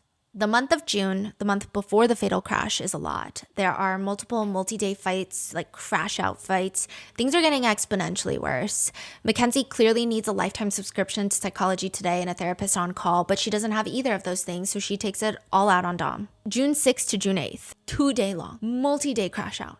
So prior to all of this, there have been little fights here and there throughout the year where Dom is like really upset because Mackenzie is hanging out with alleged sex workers. And she is 17 at this point, right? He's accusing her of selling her feet. She doesn't deny it. So this is, kind of a very soft spot, raw spot for the couple. And Dom seems to put his foot down repeatedly that he's just not okay with it. June 6th, a month and a half before Dom and Davion are killed, Mackenzie tells Dom she wants to go out with G, the alleged sex worker friend. She wants him to join them. But he's like, he actually isn't even mad. He's like, I'd rather just like wake up early in the morning and work out. Is G also like 17, 18 or? No, she seems like an adult. So much, much older? I feel like it judging by the pictures, but I can't tell. And he says that he'd rather get up early in the morning and work out and stay on his grind than go out and like not even have a good time. But he tells her like she can go out. He doesn't even seem passive aggressive. He's like, I just don't really want to. He even tells her, just be careful because you guys are going downtown and it's late. Also, it's like a Monday night. She repeatedly whines and begs him to come and then randomly asks him if he wants to come over just to bring her lashes and lash glue so that she can get ready. What an enticing offer that one simply cannot turn down. Nevertheless, he turns it down. He tells her that he's going to leave the door to his house open though because, she doesn't like to go home. So after, if she wants to come sleep, she can come sleep in his house. And she's like, nonsense. Don't do such a thing. Just leave the window open. I'm going to climb through the window. So I'm like, okay. Around midnight, Mackenzie informs him that she got in with her fake ID, even though the entry people knew it was fake. She got in and it's dead inside. Which she's like, yeah, it's a Monday. She gets upset at midnight that he's not responding quickly and he's texting short and dry. And if she were him, she would be answering faster. She starts crashing out, accusing him of being dry with her right now, but also being a dick the whole dinner. Because they had like gone out to dinner before she went out with her friends. And she's like, so you're a dick the whole time at dinner. You don't say you love me back and now you're being a dick again? What the fuck? We're about to have problems. I don't know why you're not replying fast either. Dom is so confused. He's like, I literally didn't do anything. She keeps flipping out on him, giving him the countdown to respond faster, and he's just fed up. He says, bruh, nah, what's your deal? I'm gonna give you one last chance to fix your attitude, so you're a dick the whole time I'm at dinner. You don't say you love me back, now you're being a dick again, what the fuck? He's like, what's your problem? I didn't answer for 2 minutes. I don't give a fuck. And I wasn't a dick, Kenzie. Like, drinking last night must have got you mad or something. She just starts saying things like words are flying out of her mouth with zero logical connection. She's just a hootin' and a hollerin', but mainly hollerin' and hollerin'. She's committing crimes against the English language. Where did this fuckboy attitude come from? You have 5 minutes to answer the questions you ignored. I'm so serious. Dom is so confused. He's like, I don't know what question you asked. Same. I don't know either. I'm like rereading it. I'm like, I don't understand. So it's not like one party lacks reading comprehension. Mackenzie questions, why the fuck are you being slow and a dick? Like, did Blair or Hannah sleep over? Yes or no? I'm not being a dick. You're just tripping on me. And neither. Both? Actually, Will is here. He's about to go take a piss test. Aw, you slept with Will? LOL. He responds, LOL. So I naively thought this whole fight is over because sometimes they just be doing that. Like, they'll be getting mad and then Mackenzie will be like, oh, what's for dinner? And then they're fine. But no, she goes right back to arguing about how he can no longer say he loves her. I guess he lost the right to. She wants him to obsessively care about her, to which he says, I love you, but I don't care about your night. Because she's like, why aren't you asking me about my night? You don't care that this is my first time I went out with my friends and you don't care? Yeah, you went out with a bunch of prostitutes. I don't want to know what y'all doing. I will deadass block you with this gay ass attitude if it continues. Like, you will regret talking to me like this. I'm so serious, LOL. She argues that he never shows her love or cares for her. He disagrees. What do you mean? I always do. No, you actually don't. I paid for your dinner, bought you a dress, and let you go to the club with prostitutes. And I was reading the messages. That is kind of exactly what happened. Other than I wouldn't use the word prostitutes, but he did take her to dinner, paid for the dinner, bought her a dress, and then let her go out with her girls. And she says, don't chase, dry, unloving, uncaring. If anything, I'm being super caring and easy and loving. You're acting disgusting. This is not the Dom I know. You're overreacting, Kenzie. I ain't really do shit. She starts mass texting him nonstop about how he needs to care, about how he's unloving, uncaring, dry, and he's fucked because he's not responding the way she wants. And he tells her, but I do give effort. To be honest, if you're going to chill with prostitutes all the time, then yeah, I probably won't give any effort. She gives him one last chance to apologize, which he does. But I don't think he's apologizing because he doesn't mean what he said. He says, "Love you, Kenzie. Sorry I was being mean to you." What massage are you booking for me then? I'm your boyfriend, not your slave. You can book it tonight since you'd, rather other people touch me instead of you. Also, she spells Sincee, Sence. So we are a little closer to finding Mackenzie's brain, but not there. The fight starts getting extra heated. Mackenzie keeps going on and on about how he never gives her effort, which finally Dom asks, "What do you do for our relationship?" Or even around the house, let's say. Self-worth is way more than just having a pretty face. You're digging your own funeral. She responds and she says, she loves saying this part. She says, 1, I make the house a home. I don't know what that means, okay? 2, I do the dishes. 3, I clean the kitchen when you cook. 4, I made you better and a somewhat loyal person. 5, I showed you spiritually. I think she means I showed you spirituality, but she can't find a dictionary. She hasn't shown herself a dictionary yet. And she also loves saying, like, I make the house a home. I don't know what that means. Like, just by being there, designating it as your permanent residence, right? She says, love is more than just buying me stuff. You give no compliments, no love, no effort, no caring. She also uses the wrong THEN. I know it sounds like I'm nitpicking, but like she uses THEN when it should be THAN. She also spells compliments, COMPLEMENTS. I've never, been the spelling police, but like she's pissing me off, okay? Dom argues, last I checked, I clean more than you. I cook and I make all the money and you just drive me to the bottom. Yeah, then my dog just died and you were the one keeping me in bed an extra hour that morning when I wanted to get up and read. Pick your poison and dig your funeral. I'm going to the top, no matter who with me or not. You can drive and be strong and support me or you can go. Mackenzie responds, so cuddling is bad? Taking an extra hour to give me love is bad? Cool, good to know if you don't value me at all. All you care about is yourself. She also argues that she does so much for him. She manifests for him, but he doesn't care about that. He goes on to talk about how he keeps trying to get on his grind, but she won't let him and she won't give him the time to do the things that he needs to do. And he says, like, this for real, like my future. I'm gonna start getting up at 5 a.m. every day, gonna go ham, get smart as fuck, and be a fucking billionaire. You wanna be a regular, like, live check to check? Go do it. Your parents will show you how. I got the blueprint to be a fucking boss. Now you with me or you're not. No in between. I don't give a fuck. So it seems like he's like really trying to like fed up. Yeah, and I think the verbiage is obviously very strong and not like the nicest to hear, but it seems like because like even since the beginning, he's always been very worried about his future, but it seems like he's kind of fed up with her wasting a lot of his time and it's like getting in the way of what he actually wants in life. And she's like, did you just diss my family?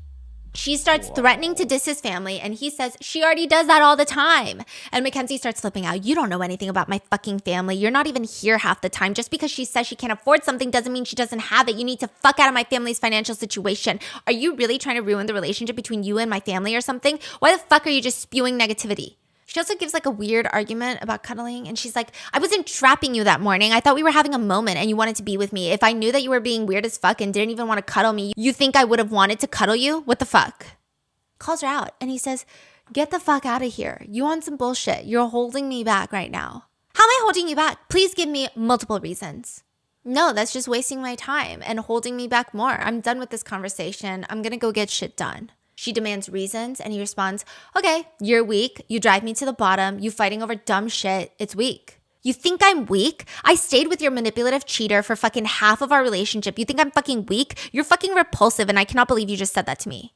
You hanging with people that ain't getting nowhere in life is weak. She starts listing all the things she does for him. One includes growing a garden, like basil. Yeah, it appears her garden is just like a few herbs, which is a few more herbs than I have, right? But she's upset. Okay, because he's like, I don't even eat the basil. Like the basil, I just cook you pesto pasta and that's what the basil is for. I don't even eat the pesto pasta. I don't like pesto pasta. And then she's like, are you dissing my garden now? The garden isn't even done growing. So I don't know why the fuck you're dissing it. Stop talking to me. You have issues. He responds, that garden is for you, not me. No, you treat me like shit. I can't even go to bed. You get mad because I don't want to rub your ass. Yeah, she's like obsessed with people like massaging her. Like, no, I'm not a slave to you. I'm already a slave to money. Like 99% of the population. Like for real, you're driving us to the bottom. I'm done with this. You want to be strong and do shit. You can be with me. You want to drive me to the bottom and chill with lowlifes? You can go respectfully because I ain't going there.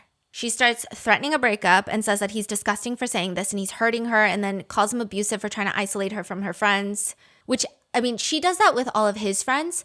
With this specific friend group, he does give a pretty legitimate reason of like when they were on break, she let a guy fuck her feet for money. And she's also underage when this happened. So he says, nah, you're hurting me and wasting my time. Oh, I can't rub your ass when I'm tired. And, staying up to watch TV with you now. So there's a problem and we shut off the show and you're not going to talk to me the rest of the night and morning and not say I love you back. Like, sounds like you're holding love from me. Toxic. I'm fucking mad now. Okay, go be mad alone then. And then I think Dom, maybe at his breaking point, I don't know, he does text Mackenzie back. Guarantee I'll slap the fuck out of your next boyfriend with $100,000 and make him cry. She gets upset and he tells her that back in 2020, before they really started dating, he was waking up at 4 a.m. to study and read, and he made racks off of crypto. But now he doesn't have time to do any of that. They bring the conversation back, though, somehow to Dom not chasing Mackenzie enough. She says, that is how a relationship works. When I tell you I'm mad at you and I'm going to leave, you're supposed to chase me and tell me that you love me and you want me to stay.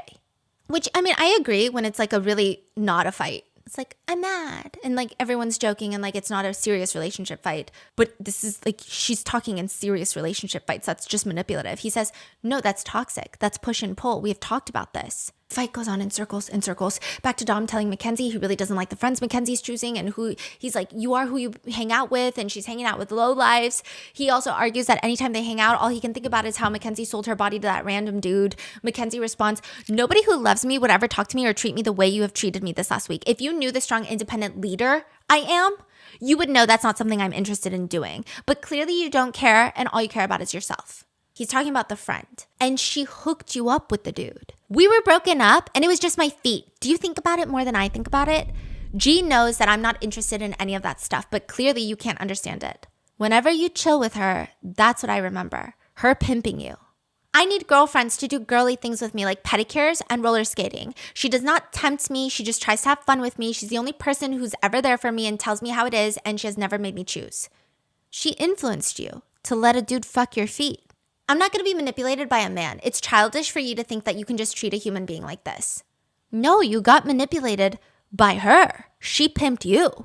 She argues it's just her feet, and that was so long ago, and they were broken up, which is exactly what Dom argues when Mackenzie brings up him cheating in the past, but he's not allowed to use that argument, but I guess she's allowed to. In the midst of this multi-day marathon fight, Dom still asks if there's anything that she wants to eat for dinner so he can start prepping it. He gives her options: pesto pasta that he doesn't even eat, chicken and rice, or tomato sandwiches. June 24th, 2022, about a month before their deaths, they have another huge fight over the same thing, Mackenzie hanging out with G, the alleged sex worker. Mackenzie starts the fight because she texts, I low-key want to go to the club with them again. What do you think? So they were normal, right? And she asks, what do you think? He responds, what do you expect him to respond, okay? He responds, do what you want, Kenzie. You know what'll happen.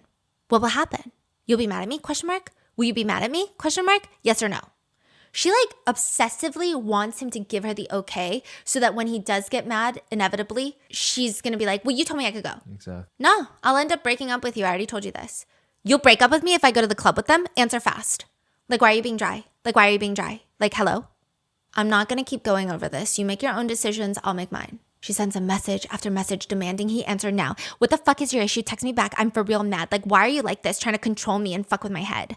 She accuses him of manipulating her, saying, so can I go or not fucking answer? I'm not doing this manipulation. This is not it. You would be good at manipulation too, because you're the one who reads all those books on how to control and manipulate people and have their power. Also, he's probably just reading Atomic Habits and the 48 Laws of Power. Okay. But no, he should read though. Yeah, he should. Come on.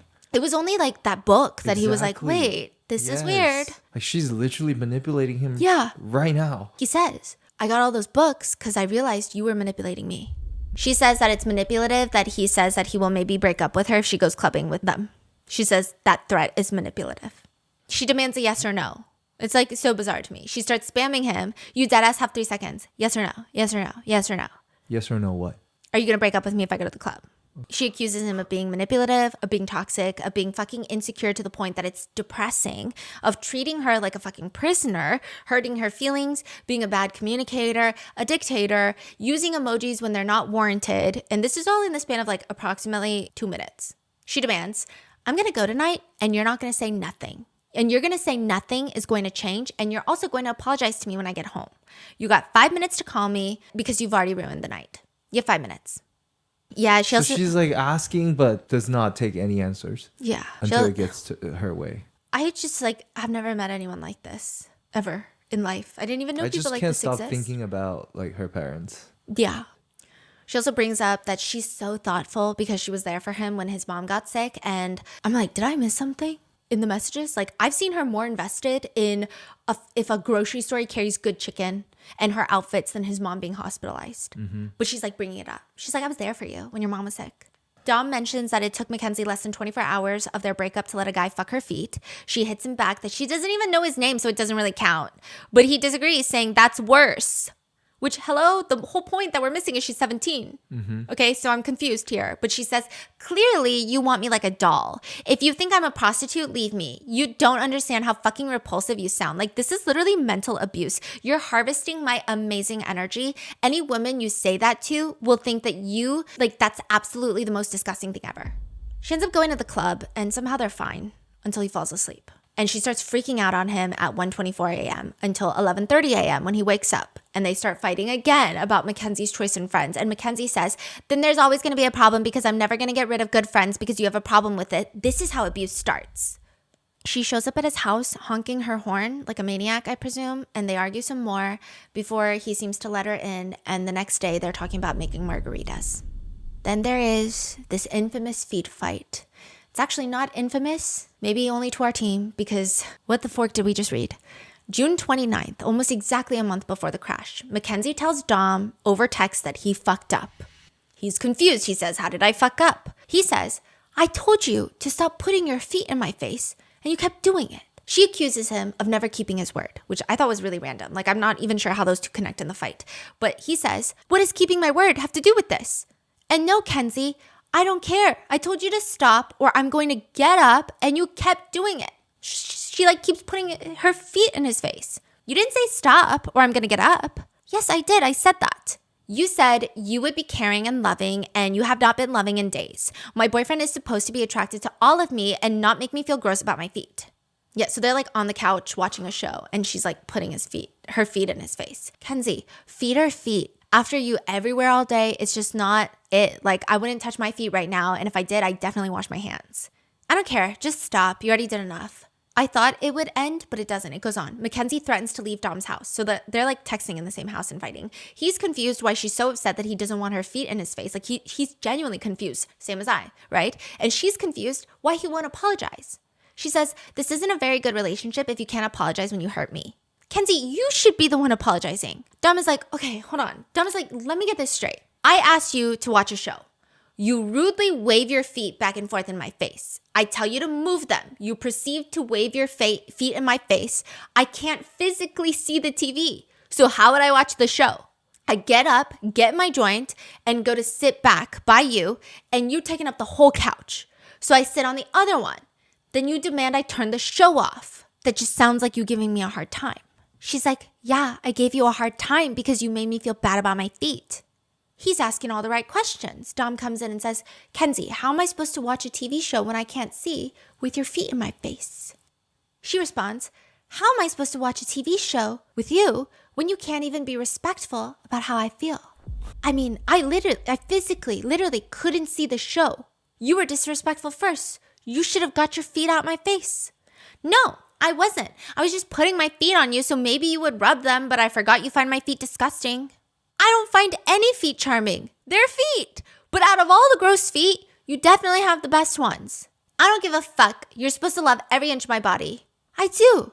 But where is the gross feet coming from? Like, yeah, I told you I don't like feet, but like, it wasn't about your feet being gross. Maybe you should have asked me to massage them instead of forcing them in my face so I couldn't watch TV, like for real, and I'm supposed to apologize?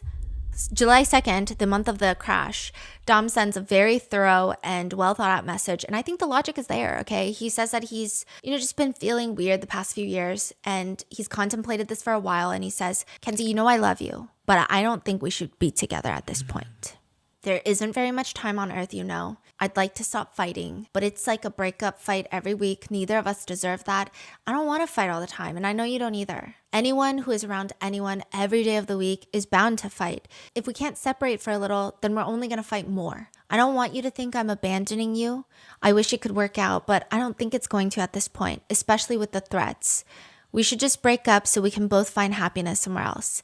You can say, oh, I don't love you all you want, but I promise you I do. I want the best for both of us, baby. I'm sorry, but we're fighting and I love you. Is that okay? Of course it's not okay because it's Mackenzie. Mackenzie blows up on him. I tried to have some level of cognitive understanding of how Mackenzie still has people supporting her, like her friends primarily. It's just weird because kindness does not equate to guilt in the court of law. And I get that, but it's just weird because she's such a despicable person. She doesn't let that slide. She freaks out on him. And then in another text message, Mackenzie tells Dom, Kendall is Dory the fish in a human body. That bitch is stupid as fuck. I feel stupider since absorbing Mackenzie's thoughts and grammatical errors. So I'm not sure she's on the position to stand on her supposedly nasty ass feet and call someone else stupid. Mackenzie's birthday is also coming up, which she does turn 18 a few days after the crash, interestingly. But she sends him a list of things she wants for her birthday. And then she goes snooping on his phone. So there's like this whole incident where they're hanging out and he's sitting on the couch on his phone. And then she walks over and is like, I guess demanding to see like what he's doing. And he's like, no, get away. And then ultimately an argument comes out and he's like, I was buying you your birthday present. She texts him that she's so mad because now she knows what he got for her birthday and it was supposed to be a surprise and he spoiled it. She says, I forgot you literally cannot plan surprises for anything. Thank you so much for spoiling the surprise. Like really, thank you so much. Today is going to fucking suck. Like you literally just going to ruin my day. Well, it's not a surprise. I'm just going to order something else. Okay, whatever, Kenzie, I'll find something else to get you. Well, I wanted that. But one of the biggest fights before the crash is from July 17th, 2022. This is 2 weeks before Mackenzie crashes the car, killing Dom and Davion. Mackenzie texts Dom, all you are is mentally abusive, physically abusive, and a terrible boyfriend. You don't do anything good for me, and you literally treat me like shit and call me the worst names you can think of. The fact that my boyfriend of 4 years just tried to end my life by steering me off the highway, that's how I know you're not in love and you were never somebody who loves me because they would never do this to me. So this is what her parents are saying is proof that Dom is the one. So like they're almost insinuating that the night of the crash, maybe Dom did something, right? Dom can push the car for 100 miles an hour. That's what a lot of people argue too. Like what do you mean? Yeah. There's nothing Dom could do in a passenger seat. But that's kind of what they insinuate, like, oh, this has happened before, you know? And it's interesting. So I really try to be objective in the sense of like, it's hard because we know what happens in hindsight.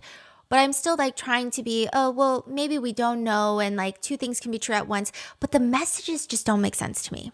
The messages don't seem like Dom did this. Because if you read like the full conversation, it's odd. Okay. Dom responds, I really didn't, Kenzie, but okay. Somebody who loves me would just apologize because they care and want me to feel loved. So this is weird. Like, let's say that did happen. Why is Mackenzie responding this way? Like, I feel like she, again, is the type to be like, you literally pulled this way and then did this. And like, you know. It sounded more like just she's trying to make a narrative out of a fight. Like, no, you try to kill me. You literally try to kill me. Yeah. And while the Dom was like, no, I probably accidentally touched the steering wheel by 2 seconds. Yeah. And she's like, no, you trying to kill me. Like, that's the energy. And so he says, goodbye. I want my money too. So he's like, I want my money back. I guess maybe she took money or loaned money or like the money he spent on her. I should have known this relationship was never real when I told you I love tripping with you and you just said I love tripping. That's like a really weird thing to bring up. And he says, civil claims court, you heard? So he's like, I'm going to take you to court to get my money back. Okay, then I'm going to go to the police station right now. She tells him, the only reason it went this far is because you tried to end my life. Kenzie, I didn't. You could have just apologized when you did something wrong, but I forgot you're too immature. So again, she's less focused on the fact that, like, if he genuinely did try to kill them, I feel like that would have been the main focus. Yeah. But it's more so like, why aren't you reacting the way I want you to? Why aren't you apologizing? Scared. Yeah. She would be like, oh my God. He says, why would I try to self-exit too? She says some seriously uncalled for things to him about his mental health. I just like really don't agree with that. I think people can struggle with their mental health and have dark thoughts and yet be in situations where they can be victims and definitely not want to self-exit. Like, it's just weird. She's like, oh, well, you're the one that did this to yourself. And she's bringing up probably like his darkest things. And it seemed like he's been getting better for the past year, like exponentially better. Like I think he had a hard time with his mom being in the hospital, but it wasn't like this dark of like, what is life? It was more so like, I have a lot of pressure. I need to step up.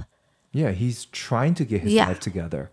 Yeah. He's finally saying, I'm going to So he's saying, get back to my grind. Yeah. So he's saying like, why would I do that to myself? And she's saying, remember all this. And it's just like really shitty. Okay. She throws it in his face as some sort of proof. And he responds, whatever, Kenzie.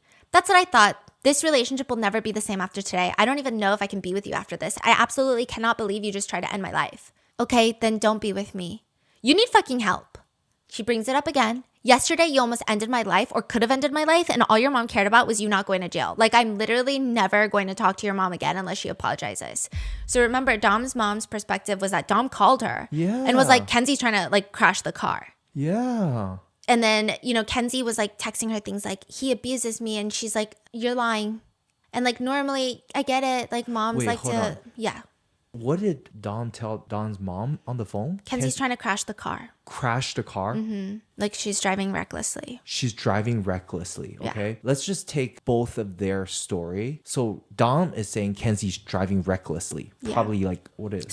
Swerving and going really fast. Yeah. Kenzie is saying Dom trying to steer the steering wheel. Yeah. I mean, both sounded like, you know, like pulled over or something, like stop. And then Kenzie's like, no, you trying to kill me, while she's probably going really fast, like going crazy. Or like maybe she was about to hit someone and he thought, I'm not saying he ever put his hand on the steering wheel, but I could imagine a world where he did, but it was for their safety. Right. But I mean, if both of them are telling saying the truth, what happened, I can see that play out. Yeah. Though. I'm not saying that's what happened, but yeah, I agree. So it's like this. And meanwhile, Kenzie's saying, you try to kill me. Yeah. I can totally see she's saying that. Yeah, and he's like, that's not what happened. No, why would I do that? Mm-hmm. Yeah, that actually makes a lot of sense. And she says, I'm never going to talk to your mom until she apologizes. I didn't try to do anything. One more reply that is not trying to fix this, I'm blocking you. Give me one more shitty reply that doesn't reply to anything and see what happens. Dom tries to clarify.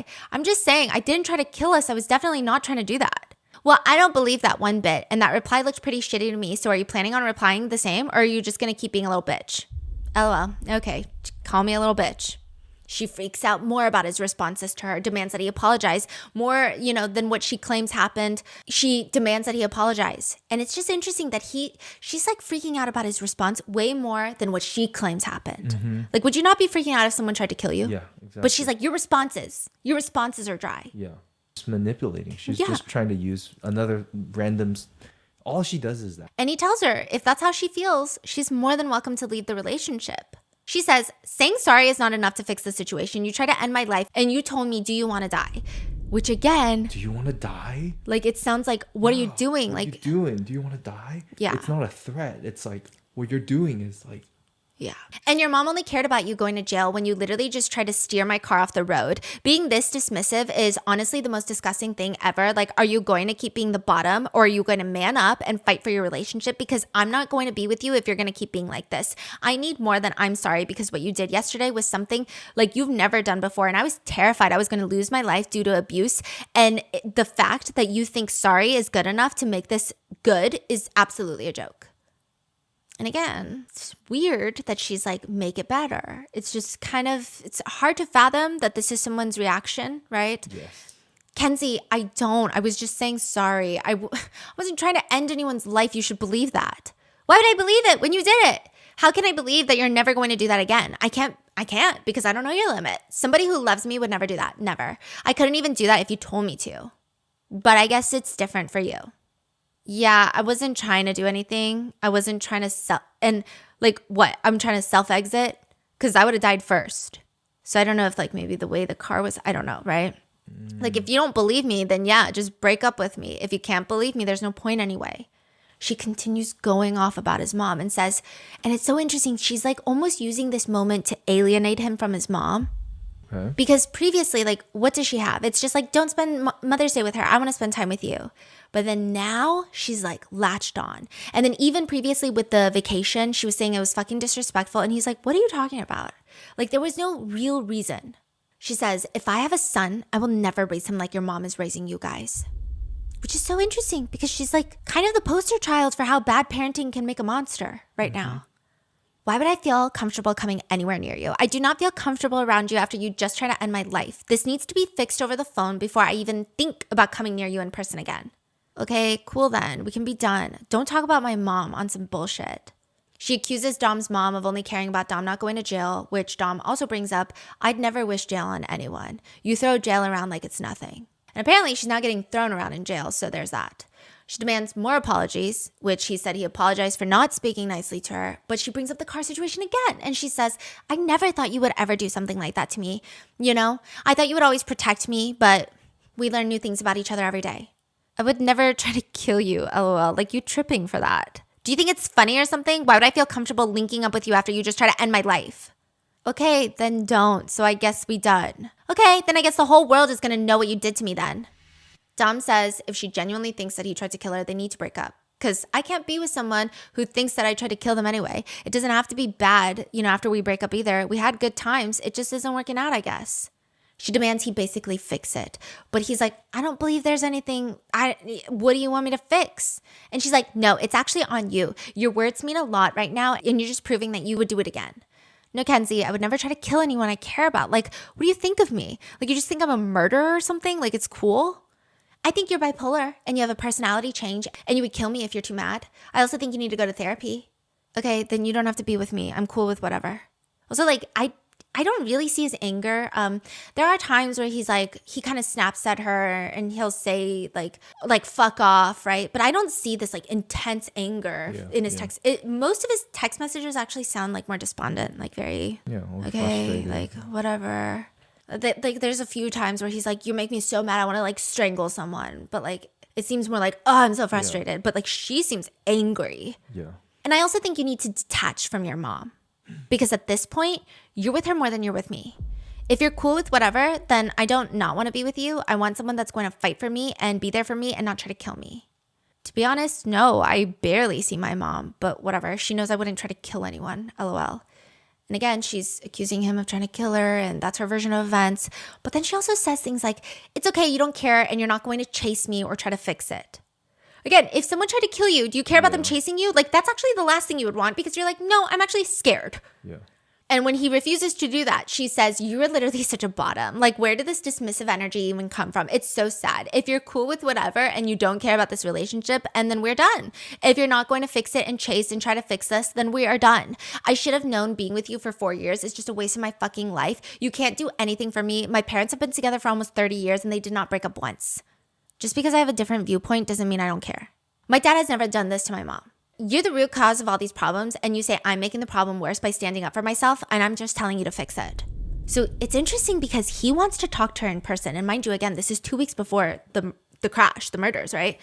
He wants to figure this out in person. She refuses. She says, we're going to solve it through iMessage, which I thought was weird. Oh, she loves doing things in person. She wanted to show up. She wanted to get let in the house. But she claims it's because she's scared for her life. Interesting. Yeah. But then she gets mad when he responds very slowly. Like he actually wants to break up. Yeah. So it's like, so even at this point, she's still not letting him go. No. Because the whole response, he's like, okay, if you think that I try to kill you, then break up with me. Like, okay, I don't want to be with you. Okay, then we're done. He tells her, how am I supposed to feel love or supposed to love you when you think I was trying to kill you? By proving that you love and care about me and want to protect me. He says he's been trying to talk to her, but all she does is blackmail him and threaten to call the cops. It's okay, just try to make this about me when you're the one who tried to kill me, so you're not going to fix any of this? You can't prove that you love me and will protect me forever? Good to know. Believe what you want. She says he will hate his life when he loses her and that he is pushing her away. I'm not, Kenzie. You're pushing me away. Then break up with me if you're not planning on fixing any of this. If it's that hard for you to say that you love me and you'll always protect me, then please break up with me. Mackenzie gets annoyed with the speed of Dom's responses and him not groveling. She shows up at his house and she says, we done. You are the worst. You have 5 minutes to open the door to your house. You're going to tell me why I should stay in this relationship with you, and it better be 3 very good reasons. He responds, why are you here? She berates him and threatens him. So you're going to open the door or you can come in my car and you're going to tell me the 3 reasons why I should stay with you. If you can't give me 3 reasons, then we are breaking up today. Not when you're all heated. You got me heated too, for real. I'm not heated at all. I don't think you get to decide that, knowing that you don't know me at all. You were talking shit about my mom. It isn't cool. I really don't give a single fuck how you feel. You tried to kill me yesterday and you just ruined this relationship. Well, you're going to have to get over that because I'm never talking to that bitch again unless she apologizes to me deeply. I'm going to give you 5 minutes to open the door or come in my car or talk because I'm not leaving. Dom says he can't do this right now, that maybe they should talk later because he's upset and she's banging on his window. And she says, yeah, I was trying to let you know I'm here because you blocked me once again being immature. Fine, I'll come out. Give me a sec. You're going to go in the backseat of my car because you're not allowed in the front. He says, well, don't have the car started. I don't want you to try to pull off. So he's like expressing anxiety of her driving away with him in the car.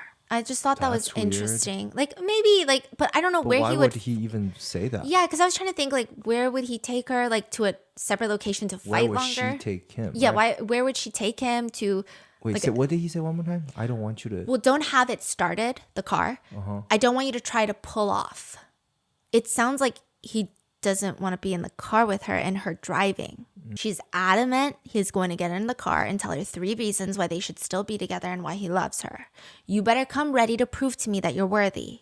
And in the midst of this fight, she asks, and did you tell Davion to unadd me or something? Ask him why he unadded me.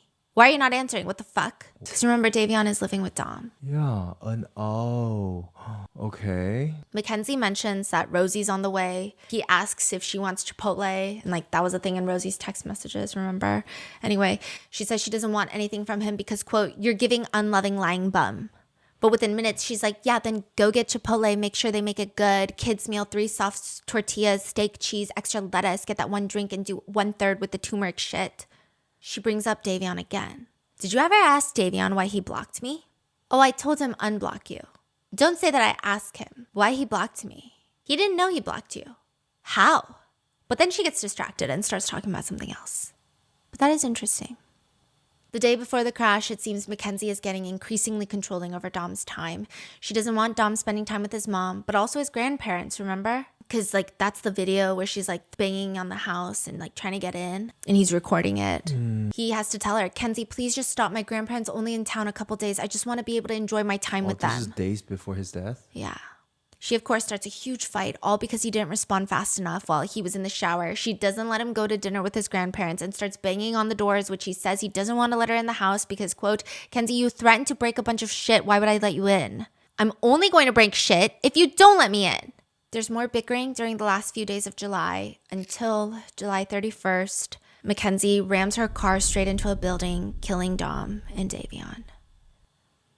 I do think that there are moments in these text messages where a lot of egregious things are said, but I think a very interesting enlightening takeaway from the messages has been, I think we hear a lot about like, oh, how do people find themselves in relationships where one party is so controlling and obsessive and suffocating. And it's just, it was enlightening to see how it such slowly progressed. So at first, like it was this, oh, I'm anxious. Like, please, I love you. I'm anxious and I want to hang out with you. And somehow it slowly morphed into this thing over the span of like 2.5 years. I don't even know if anyone on the receiving end would realize until it's too late. It's like she kind of gets him used to her saying more crazy things. Yeah. And then each time ups the crazy, and then he becomes, it almost seems like he became so attached that he just felt bad all the time. Yeah. And he felt like he was doing something wrong. Yeah, and every time like he's so manipulated to the point like she's like, I can't eat. And then he immediately gets her food. What are your thoughts? Let me know in the comments. I hope this was a comprehensive overview. I did see lots of people, using AI to comb through the messages, trying to pick out messages here and there. I just thought this would be the best way to see the progression. What are your thoughts? Let me know in the comments, and I will see you in the next one.